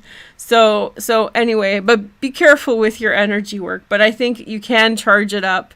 And I think I was like calling the clouds over. I'm like, come on, you guys, so the camera doesn't turn off, so it doesn't overheat. So I don't know. Maybe I did. Maybe I made it somewhat cloudy, which is a good thing. Okay, so here we go. Next sign. It's a little bit of a brag, but low-key, I think that's what happened. Okay, so it's fun. Anyway, let's see who's next. Capricorn, Sun, Moon, and Rising. Okay, so it's weird because I did it for so long, before. Like, I did it so much when I was a younger person, and so I think it's just built up in me. It's like in a video game, you build up your magic points. So my magic points are built up high, and I haven't used them in a while, so I guess I'm super powerful. Okay. So Capricorn, Sun, Moon, and Rising. Let's take a look at your sign. Okay, so we have Pisces is important, and then we have Taurus. Okay. And then we have Virgo. Okay, Virgo's showing up for a lot of people. Hey, guys. Hey, girl. Hey. Okay, so Capricorn, Pisces, Taurus, and Virgo are important for you. By the way, Taurus, I think Capricorn, you showed up in Taurus's reading. So that's like a mutual reception there going on. So let's take a look at your astrology. Oh, I already selected it. I got distracted with my controlling the stories narrative. Sorry about that, guys. Okay, it's kind of exciting. What if that actually is true? That would be amazing. If I can control the weather, that would be cool. Okay, so the new moon is happening in your 7th house, Capricorn. I'm super excited to tell you about it. Because this for you is a spark of new connection with other people. And I think that overall the pattern for Capricorn is that of kind of bringing people in closer without messing up the things you have worked for. I think that there's this real desire for closeness for Capricorns without sacrificing the efforts you have put in to achieve the things that you want to achieve and where you want to get to. But also I think that if you feel as though you need to really change things in a very heavy way at this time, if you feel like there's a million reasons why you have to adjust things to make them right, I think that that's the wrong fear-based or pressure-filled decision. I think you're worried about what will happen if you don't take care of certain things, but without really considering some things, or maybe you're not seeing certain things about your situation. Conversely, I think that there are better situations for you close to home than you expect. You may not think people who you already have in your relationships, such as family members or community members, people in your neighborhood, I think that there's a lot of potential for you right now close to home. So you don't have to. I have a feeling that scheduling is also a problem for you at this time, like making things work in terms of timing. And I keep on feeling like distances are an issue. So maybe you have friends, but they live on the opposite end of the city. And so therefore it's really hard to get together. It's hard to connect. And so it feels like you keep looking over somewhere far away, Capricorn, to make those personal connections, but those personal connections are available for you really close to you, to where you don't have to actually put in so much effort.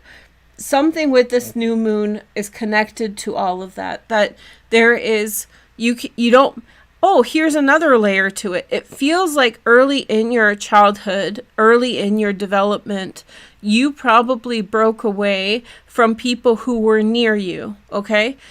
Because they were stifling you in some way. So 20 years ago, 30 years ago, whatever that was, 10 years ago.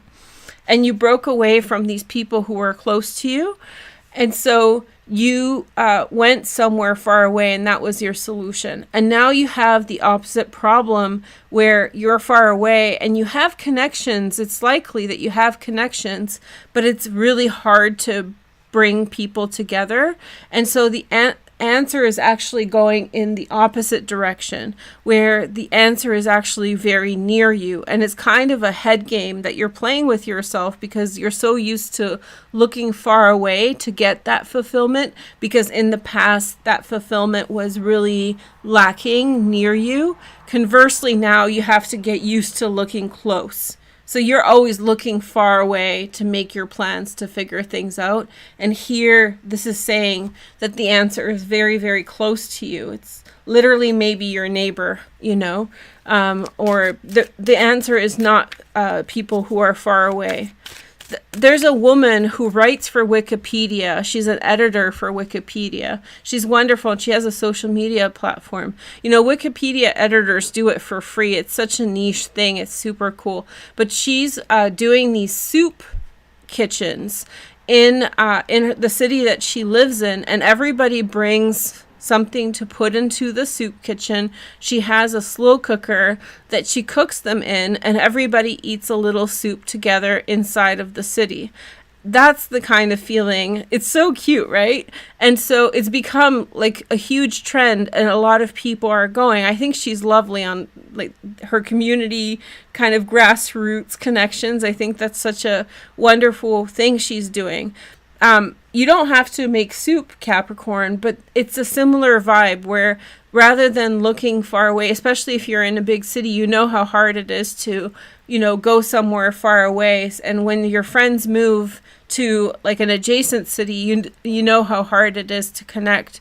And so it is that principle that it really feels like the answer is close to you, and you're so used to looking far away for the answer.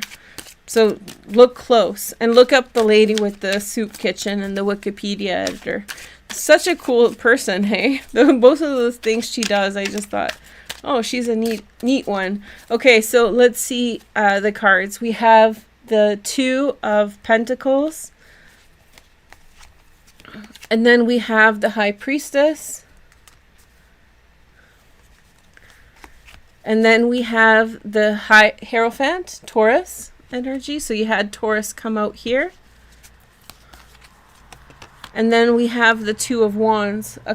So the High Priestess is 222. You have 222. So 3 twos. Some people really like that number. And 2 pillars behind the Hierophant. It's not just in this deck. It's in all of them. And the High Priestess and the Hierophant are actually mirroring cards of one another. Time, managing time, the vision. Do you know how in manifestation sometimes your vision prevents you from getting what you want? Because your vision is so specific to what you want that other things that are actually really strongly aligned to you pass you by because you're so hyper focused on one thing. I think this is the kind of situation you're in, Capricorn, where there's something really fulfilling around you that you get, but you just need to work through controlling the narrative so much in this situation. I'm not saying you're doing anything wrong, but it just feels like there's something really good. It's that whole feeling of looking far away and missing what's right at your feet, missing what's right there with you. It's nice. You're not going to miss it. It's just that's what you're working your way through. Knight of Pentacles, Virgo, Taurus, or Capricorn. It just feels like something didn't have enough resources, time, or money to make something happen. And there's a juggling of going on. And then you have the Death card, which is Scorpio energy. And then you have the Eight of Pentacles and success. I think you're going to have to be patient with this one. And honestly, it's coming up as, I think, something bigger than in the next couple weeks or next couple months. I think the overall trend is you in some way. Let me show you the card. I think that, or the astrology, I think it really has strongly something to do with you settling into your environment, your common space, and just letting it happen. So the more you think about it, the more you try to direct it, the more you're still in that stage of trying to make it work. You have to just let it happen for you. A change is coming. The Death card came up. A change is coming. You don't need to control the destiny of this. It's coming to you, and it's bringing you fulfillment in a way that you can even create it for yourself. It's just naturally coming to you. But right now, I still think that you think you can outthink it, right? It's like a really complex thing that you think that you can make the best thing that you can out of it. And, you know, good on you for trying to make it work. But it really feels like in this situation, you need to stop directing it so much and allow it to change and transform. And the moment that you let go of that self-directedness in this context, the social context of connection with people, it's going to come to you. A change is going to happen, and then very quickly you're going to be redirected in a much more it feels very like close to home. It feels very easy. It doesn't feel very like you have to put in the effort to make it work. Okay? But do put effort in to make your relationships work. I'm just saying in this case, it feels that way. Okay? So next sign, we have Cancer. Hey, Cancer. Let's take a look at your reading. So let's see. Cancer, Cancer, Cancer. Okay. So first, let's see what signs are important for Cancer, Sun, Moon, and Rising. We have Capricorn. So we just did Capricorn. Virgo. Virgo's all over this place. And then we have Capricorn again. Okay, so all the earth signs for Cancer. Well, not Taurus, but Capricorn and Virgo. And I think if Capricorn shows up twice, it's probably an emphasis that something really important is happening with them. So let's take a look. And you, for you. Okay, so let's see. This new moon was in your first house. And so this is a new moon where things go spontaneously better, I would say. I wouldn't be surprised if for Cancer dominant people, the month before the new moon, things get haywire, and this is a welcome reset.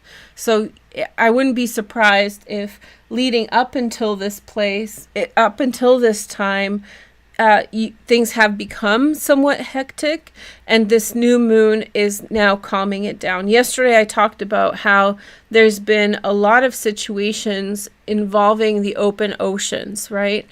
And so there's been a lot of tragedies in open seas, so like bitter water, that's what I was trying to remember. And so in bitter water, there's been all these all of these issues that have been coming up. However, just in the last week, a man was rescued out of the Southern Pacific, and he had been floating aimlessly around the Southern Pacific. That's a huge area, right? So the fact that he was found alive after a couple months was such a miracle. And to me, this was like a symbol or a sign that that energy was really like getting better. Now, then I found out about the Black Sea trade deal, which is a huge thing. That's another dark thing in Bitterwater that's happening. So I don't know if we're really out of the woods yet. Neptune and Pluto are in a sextile, like I told you guys yesterday, for a long time. But I did think that the moment they rescued that man was a redemptive energy that brought some hope to a lot of chaotic things happening in oceans. And so for you, this new moon is that redemptive energy as well. It is the energy of redemption or improvement, and like lift. Now for you, the North Node is moving into the 10th house. Now Cancer, I'm very happy to tell you that over the next 3 years, you get a heck of a transit. This year, you should, over the next year, until next year this time, you should push really, really hard in terms of your career and your work. Now, it's not going to be easy. Chiron is in your 10th house. Saturn is heading there soon as well. But I think you're going to be confronting a lot of the things that you struggle with anyway through this period, confronting in order to succeed. So the one thing that I'll say to you at the beginning of this is don't be afraid to confront it. Go for it. Put yourself out there, even if it's scary. Don't let yourself be intimidated. And I think this new moon is a part of that energy, of that waking up. And so whatever it is that you want to do, this is your time to go after it and do it, even if it's not perfect, even if you feel like there's doom and gloom around the corner. If you pursuing the things you want, I think that you need to really buckle up and increase your strength and increase your confidence in yourself and really apply it. And I think this new moon is bringing in that energy for you. Now, if something is pushing you to spend a lot of money at this time, I would be very wary of it. So, you know, there's a lot of scammy courses out there in the world at this time that are telling people, if you finish this course, this certificate, you will have professional credentials in this field of work.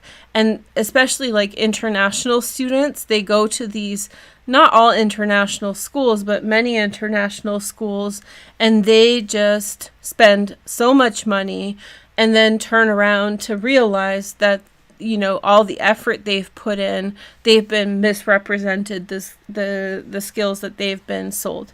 So in terms of being fed a pipe dream, be very careful. Be careful of MLMs. Be careful of all these kinds of pyramid schemes that are happening. Venus is in your 2nd house, and so is Lilith. This is the energy of the next month and a half for you, so just be very wary at this time.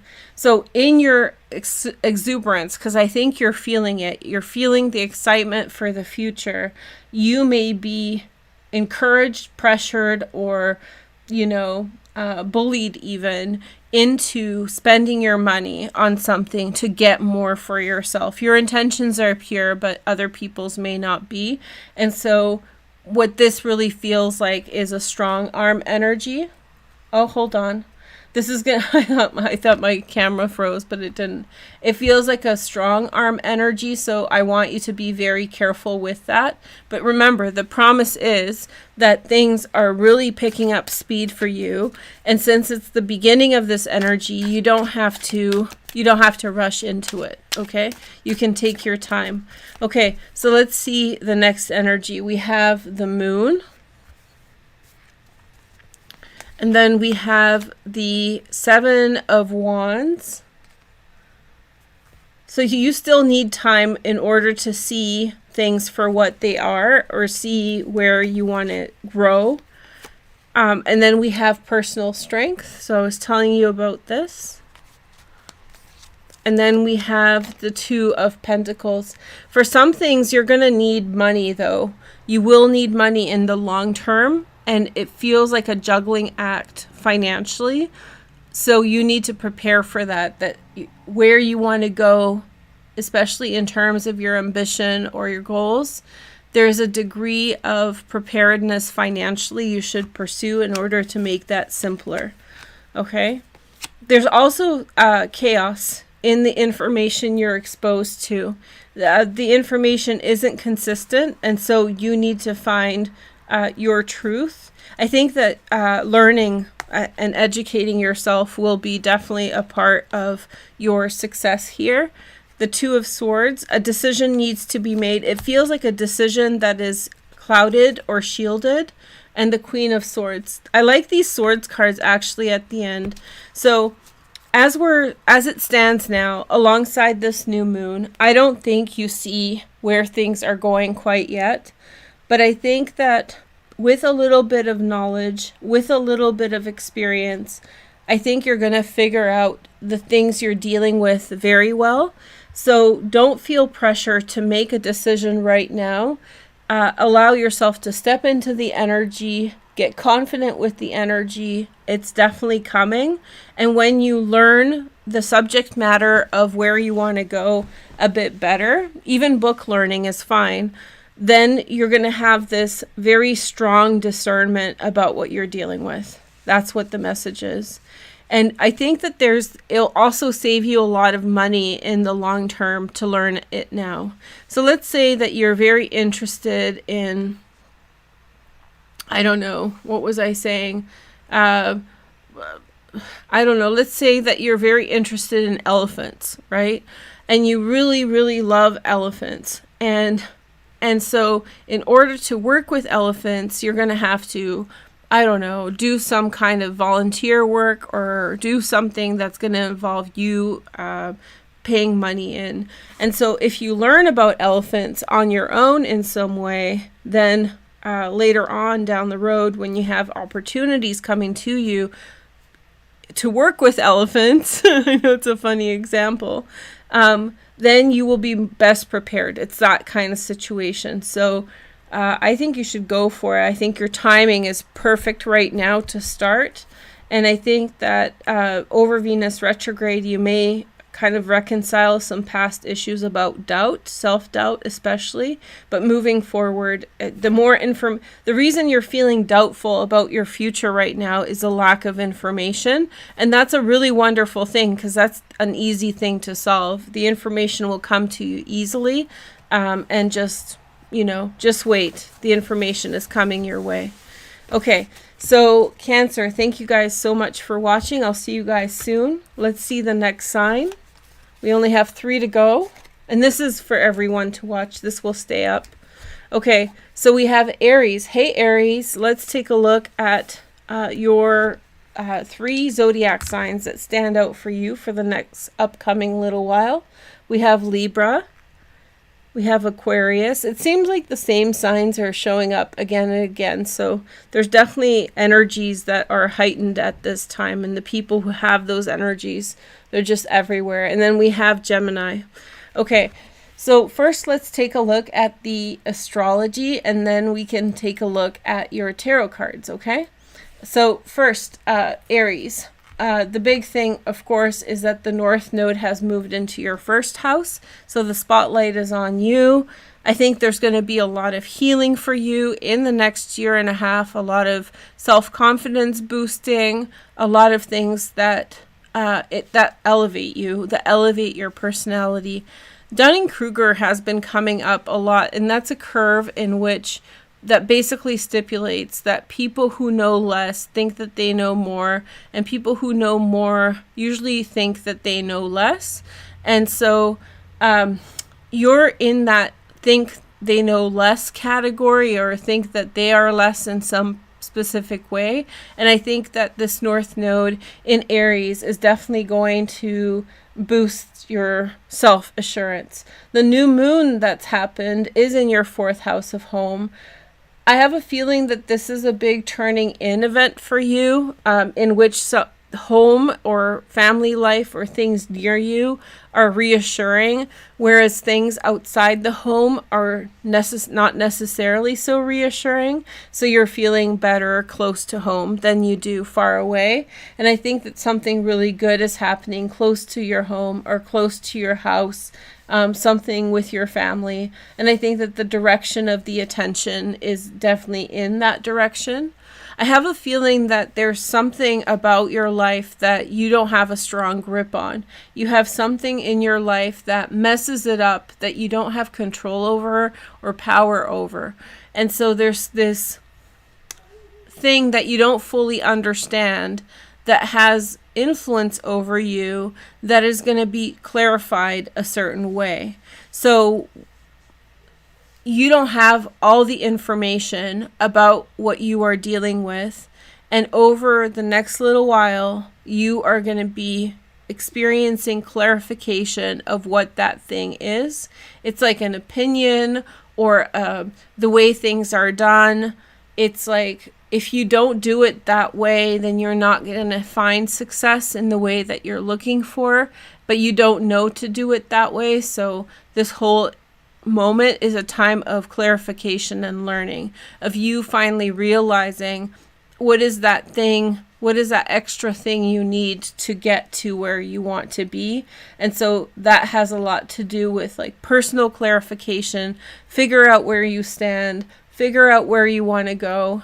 It's not gatekeep, because I don't think anybody's doing it to you, but I don't think that you have the information you know right now to get to where you want to be. And so that information is going to be clarified. And I don't think it's malicious. I don't think anybody is maliciously holding it from you. I just think it's a part of learning.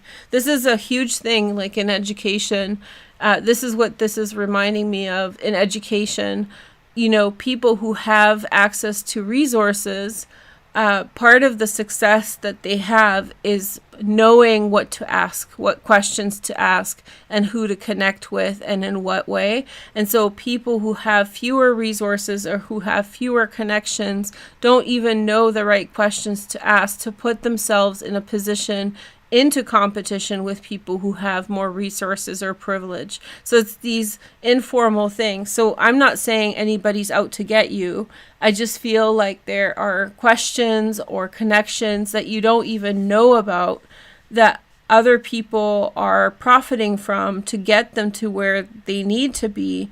And so you're becoming exposed to some of those things now, onto how to get to your goal, how to achieve your dreams, how to achieve the thing that you're working towards.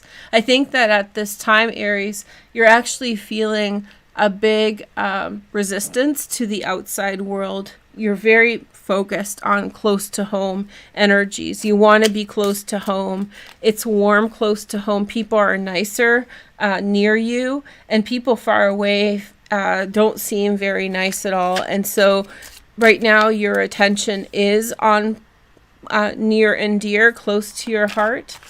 So, and I think that that's fine to stay there. Just honor that and stay there for now. Stay in that energy. It's still gonna, the outside world's still gonna work out, but I feel like from you, a couple other signs I felt this too. Oh, Pisces. But Pisces was more friends. For you, this is the outside world, not necessarily your friends, not necessarily people you know, just the outside world at large. You feel like aversion to them, to it. Okay, so let's see what's going on. We have the King of Wands, Sag, Leo, or Aries, secondary transits in fire as well. And then we have the Knight of Pentacles, Virgo, Taurus, Capricorn, secondary transits in air. And then we have the Nine of Swords. Okay. Part of the energy, Aries, is you, how do I say this? King of Swords. It's I'm not saying it's burnout, but I feel like the outside world wants you to be something you're not, and you really dislike that energy. And I think you can't connect with it. You can do it for a minute, but it's so inauthentic that you shut down, and you're in this process of shutting down and shutting out anything that demands you to be unlike yourself. And it feels like maybe there's a lot of men around you at this time, people who you know and people who you spend a lot of time with, and there's like a fraternity there or a sisterhood. It could also be women, but it really feels like masculine energy. So it feels like you're sort of tapped out from the outside world at this time. I think you've had enough. And then we have the Seven of Wands, and we have the Queen of Wands, Sag, Leo, or Aries. And then we have the Eight of Pentacles. This is really nice. This represents also Virgo season, Sun in Virgo, so that's coming up very soon in a month or so. Okay, so in this energy, it just feels like you're gonna find something near you to focus on. I think that beating yourself up and forcing yourself into interactions with the outside world is not going to feel comfortable. Not everybody around you understands what's going on. Some of the people who love you are going to question you on what you're doing. So just defend yourself. It doesn't mean they don't love you. It doesn't mean that they don't care about you. It's just they don't see what's going on for you. It's basically you cannot tolerate what the outside world wants you to be. You can't accept it. You've just come to a place where and I think that there's a fear that if you reject it, you won't find success. But this is saying that it's the opposite. The outside world is shutting you down, and it's by following your natural feeling to apply yourself to the work that you want to do. That's where you will find success, the Eight of Pentacles. And so I think that you're worried, and this person may be mirroring that worry. That the outside, if you turn your back on the outside world, you will not find success. But it's precisely what you need to do to find success right now, because in the privacy of your personal space, you're going to get really good at something. You're going to get very good at something. You're going to find you need time alone, in other words, right now. I think so. And I think that you have a supportive group of people around you at this time. I don't think that is the problem, but I just think that it's I heard someone say today that that people rarely empathize because oftentimes they just sympathize because they don't understand how it feels for the other person completely. And so with the Nine of Swords, it really feels like that's a part of the problem. Like they sympathize with you, they have your back, they try to understand, but they don't understand the complete, like you just feel like a fish out of water in the outside world right now. You feel like it's not giving you what you need to survive and what to feel, and it's become an impasse pretty much at this point. And that's okay, because there is success for you if you follow yourself. The things that are not feeling good for you right now, it's time to reject. And even if it feels weird sitting at home right now and refining yourself or keeping it close to the home, in there you will find success. So it's counterintuitive, you know. I'm not saying go be lazy and ignore the world. It just feels like you should not be lazy and ignore the world. But at the same time is don't force yourself into a situation where you feel totally horrible in it just because you think you should. Okay, that's the message now. So there's something really good close to home coming out of all this for you, Aries. Like you figure a skill out, Eight of Pentacles. It's almost like, you know, when somebody figures out a cool product and then they patent it and then they sell it for a lot of money, but you have to sit at home to figure it out in order to first get it, right? Okay, so here, next we have is Virgo. I don't even know what sign's left over, but I'm sure the sign who's watching knows. Anyway, so first Virgo, let's take a look at what signs affect you the most over the next little while. So we have Cancer and Sagittarian twice. So huge influence of Sagittarius for you. So Virgo, Sagittarius, and Cancer. Okay, whenever I see dice show up twice for the same sign, it just seems like it's more emphasis for what that sign is bringing to you. And it could be their sun, moon, rising, or an emphasis of Sag in their chart. Virgo, the new moon is in your 11th house, social connections. And like I said many times already, that this moon has a lot of influence outside of Cancer on it. And for you, Virgo, it is the 12th house and the 7th house. And so this is talking about personal connections. Okay, so hold on. One of the things that you could be feeling pressured on is negative conditioning by your social environment, frenemies, people in the past who encouraged you to think about relationships a certain way because they were trying to mess you up. What do I mean by that? Sometimes people think it's funny to convince someone to believe something, or maybe they're even doing it subconsciously, that works against their best interests. And then those friends go away and you carry that within yourself. Wrong attitudes, or maybe one of your friends has unhealthy beliefs that have rubbed off on you in some way, Virgo. And so you keep on trying to push it. It feels like an outside influence that has in some way tried to get you to be unlike yourself. Because if you just stuck to what was true for you, you would be happy and fine. But you've internalized somebody else's BS. That's what I'm trying to say. And so you keep on trying to push this agenda out towards other people around you. And you keep on building friendships and connections with people that reflect this toxic narrative.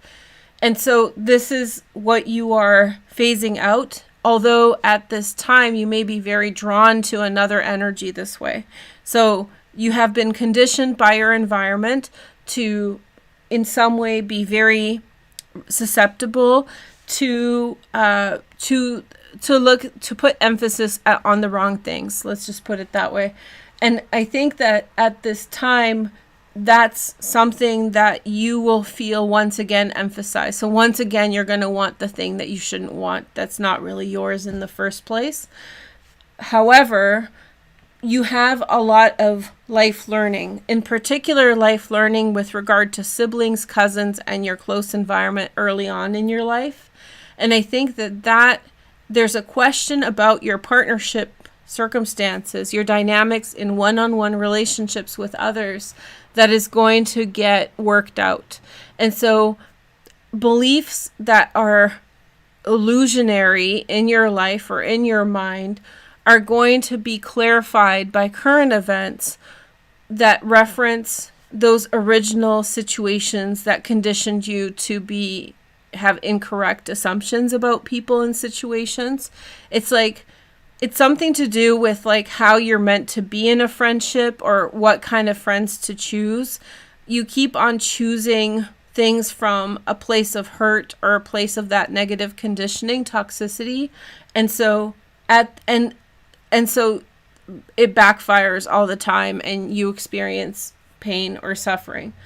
And then on the other side of this, which is this Yod key really works off of one another. If you guys have watched the whole video, they're all kind of one's feeding off of the other and for an ultimate growth or healing.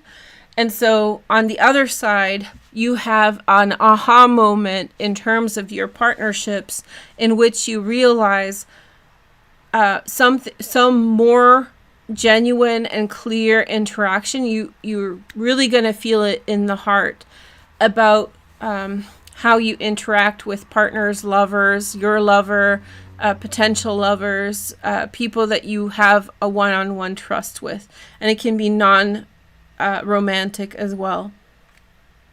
And so you realize something about the way you approach relationships that has been clouded in confusion or lack of clear thinking, and suddenly you get it, which is going to very much empower you to build new relationships. So Neptune's been in your 7th house for a while. This causes a lot of confusion, but that confusion was pre-existing, Virgo, and so the benefit of it being at the end of your sign is some of these lessons now are coming in, and that's Saturn as well. So it's, you finally realize like something about your interaction with one other person, and then you realize how to elevate that to have a better experience moving forward.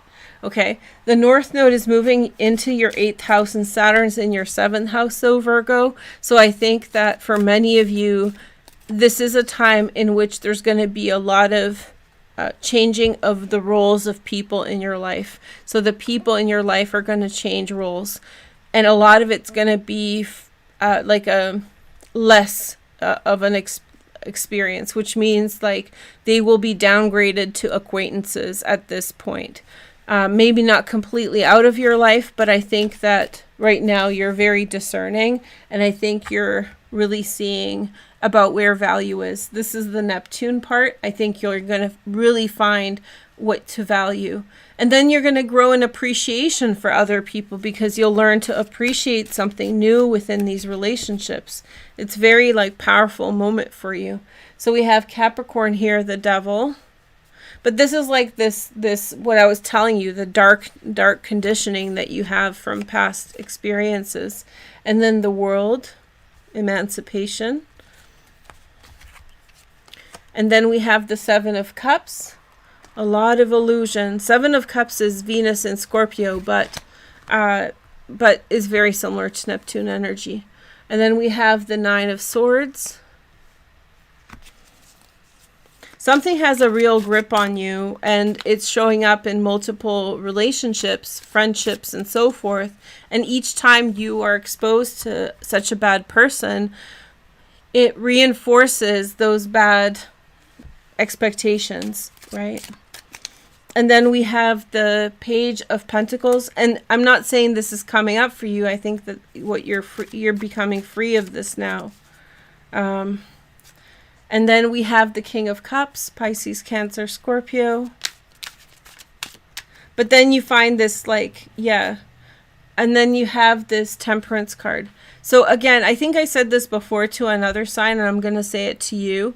Overall, the trend is towards good relationships, and a good relationship is on the way. And I think that weeding out certain things at this time is where the priority is. So don't be rushing towards this so fast, because it's coming. I don't think it's coming like in the next 2 weeks, so to speak. I think that this is an overall pattern of where things are going. I think you still have to go through the weeding out. You still have to kind of figure out why something's happening the way it is.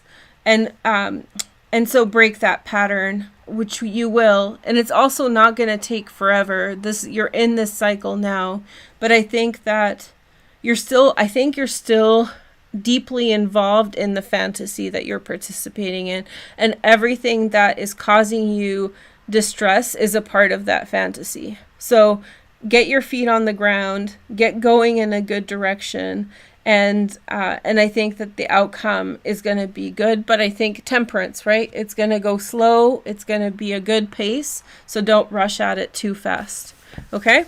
That's the new moon. So it's with Saturn, it's not going to move quickly in terms of relationships. And ultimately, since I'm pointing at it, but you don't see the chart, the new moon is in your 11th house, Virgo, of friendship. So whether we're talking about romance or whatever, I think that the foundation is that you are seeking better quality friendships, no matter how they show up in your life. So you're accepting probably not the best things from some people, because other people in the past taught you to accept those things. And this is the cycle in which you start accepting better things from people. Okay, so last but not least is Leo. It's almost Leo season. Meow, meow. Happy birthday. I was like, what sign did I not read yet? I couldn't keep track. Okay, so we have Taurus, are important. Sag is important. Sag has been all over the place too. And Capricorn's been all over the place. So lots of people interacting with Capricorns. So these are the signs that are important for Leos at this time. Leo, you get the next new moon, but let's take a look at this new moon in your 12th house first. I should turn on the chart so you can see it. So the new moon was in your 12th house. It's okay. I mean, it is what it is. It has to happen in your 12th house at some point of the year. The interesting thing about this new moon is that it was hitting all of your critical points in your chart, your ascendant, your descendant, whether you're a sun, moon, or rising Leo. In some way, it's hitting these critical markers. And online, I saw a lot of people talking about how the cardinal signs are deeply affected by this new moon. Well, because it's on the cusp of the cardinal signs and everything is moving between the signs in these points right here, Pluto's moving retrograde, but will soon move into Aquarius as well. This is deeply a fixed sign new moon also. Let's just be clear on that. And for you, this is very important because the North Node is going over your MC and it's really clearing the way for you to move through in a certain direction in your life. And a path is becoming clear. Now, here's what appears to me. I feel as though there's a lot of pressure on you. There's a lot of fingers being pointed in your direction. And at this time, you're being projected onto by a lot of people. So first of all, don't internalize that so much. Don't allow that to dissuade you from living your life and living your best life. I think that there's a lot of finger pointing going on right now, and you need to take it with a grain of salt. That's one thing that I'm seeing. The other thing that I'm seeing very clearly is that you don't know where to make a change, Leo. By the way, the light right now is so beautiful, and the sun is your ruler. It's just such a beautiful moment. It's actually prettier on the camera, the way that I have it set up, than in real life. It's not quite like golden hour yet here, but in the camera it's showing up as it would be. Anyway, what I was trying to say is part of what you are trying to decide, Leo, is what to do and where to go with things. And it's not quite clear for you how to make that happen in your life. So in this new moon, there is a big set of transits that are dispelling that energy. They're making it easier for you to know exactly which direction to practically go and like how to actually plan out your life and where to take things, and figure out also who comes and who stays, who goes. I think that you're about to make some big life changes over the next year as Pluto moves into the 7th house, and you're already... Some people are just not going to be sitting right with you right now, which means that suddenly friends, acquaintances that you've had in your life before, you suddenly see how, I don't think they're bad for you. I just think you realize that they're not good for you either. So I think you're going to take a step back over the next little while. I think you're going to be very focused about where you want to go, what you want to pursue over the next little while. And I think the North Node in the upper area of your house is really directing you there. Uranus and Jupiter, it's a very lucky time for you this year to shake things up, to change things up, to go live your life in a new direction, to go after your dreams and, build the kind of life that you actually want to live. Okay, so this is a time for you to challenge your environment. Socially, I think that I can't think of the reference in the story, but basically when people look a certain way, but then I think Invasion of the Body Snatchers, and then you put on the glasses and they look weird from underneath the glasses, you see their true face. I think you're in that sort of kind of situation where suddenly you see a person for what they really are. So people around you, people who you call friends and acquaintances, I think you're going to have a change of heart about some of them. I think you're not going to see them for, you're not going to see them for their great qualities. You're not going to, you're going to see them for, they may be still great people, but I think you're going to be really changing your mind about people and who they are in your life.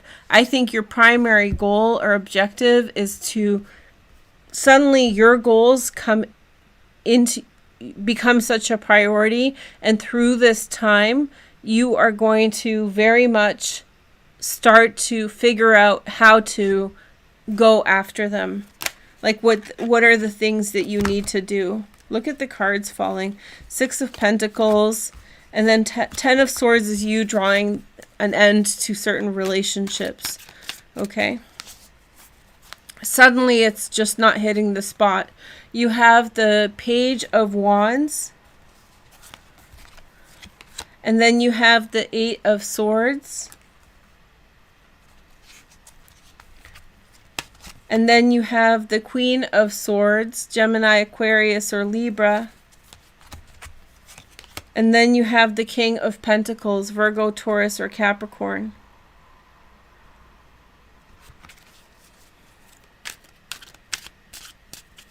There's a couple, there's 2 people, they could be a couple who you're meant to turn to because you don't know what to do. And I think they're going to provide you guidance and assistance in terms of how to move forward. They're friends, your allies, they're older than you. They're someone who's giving you support and ideas on how to get through this time.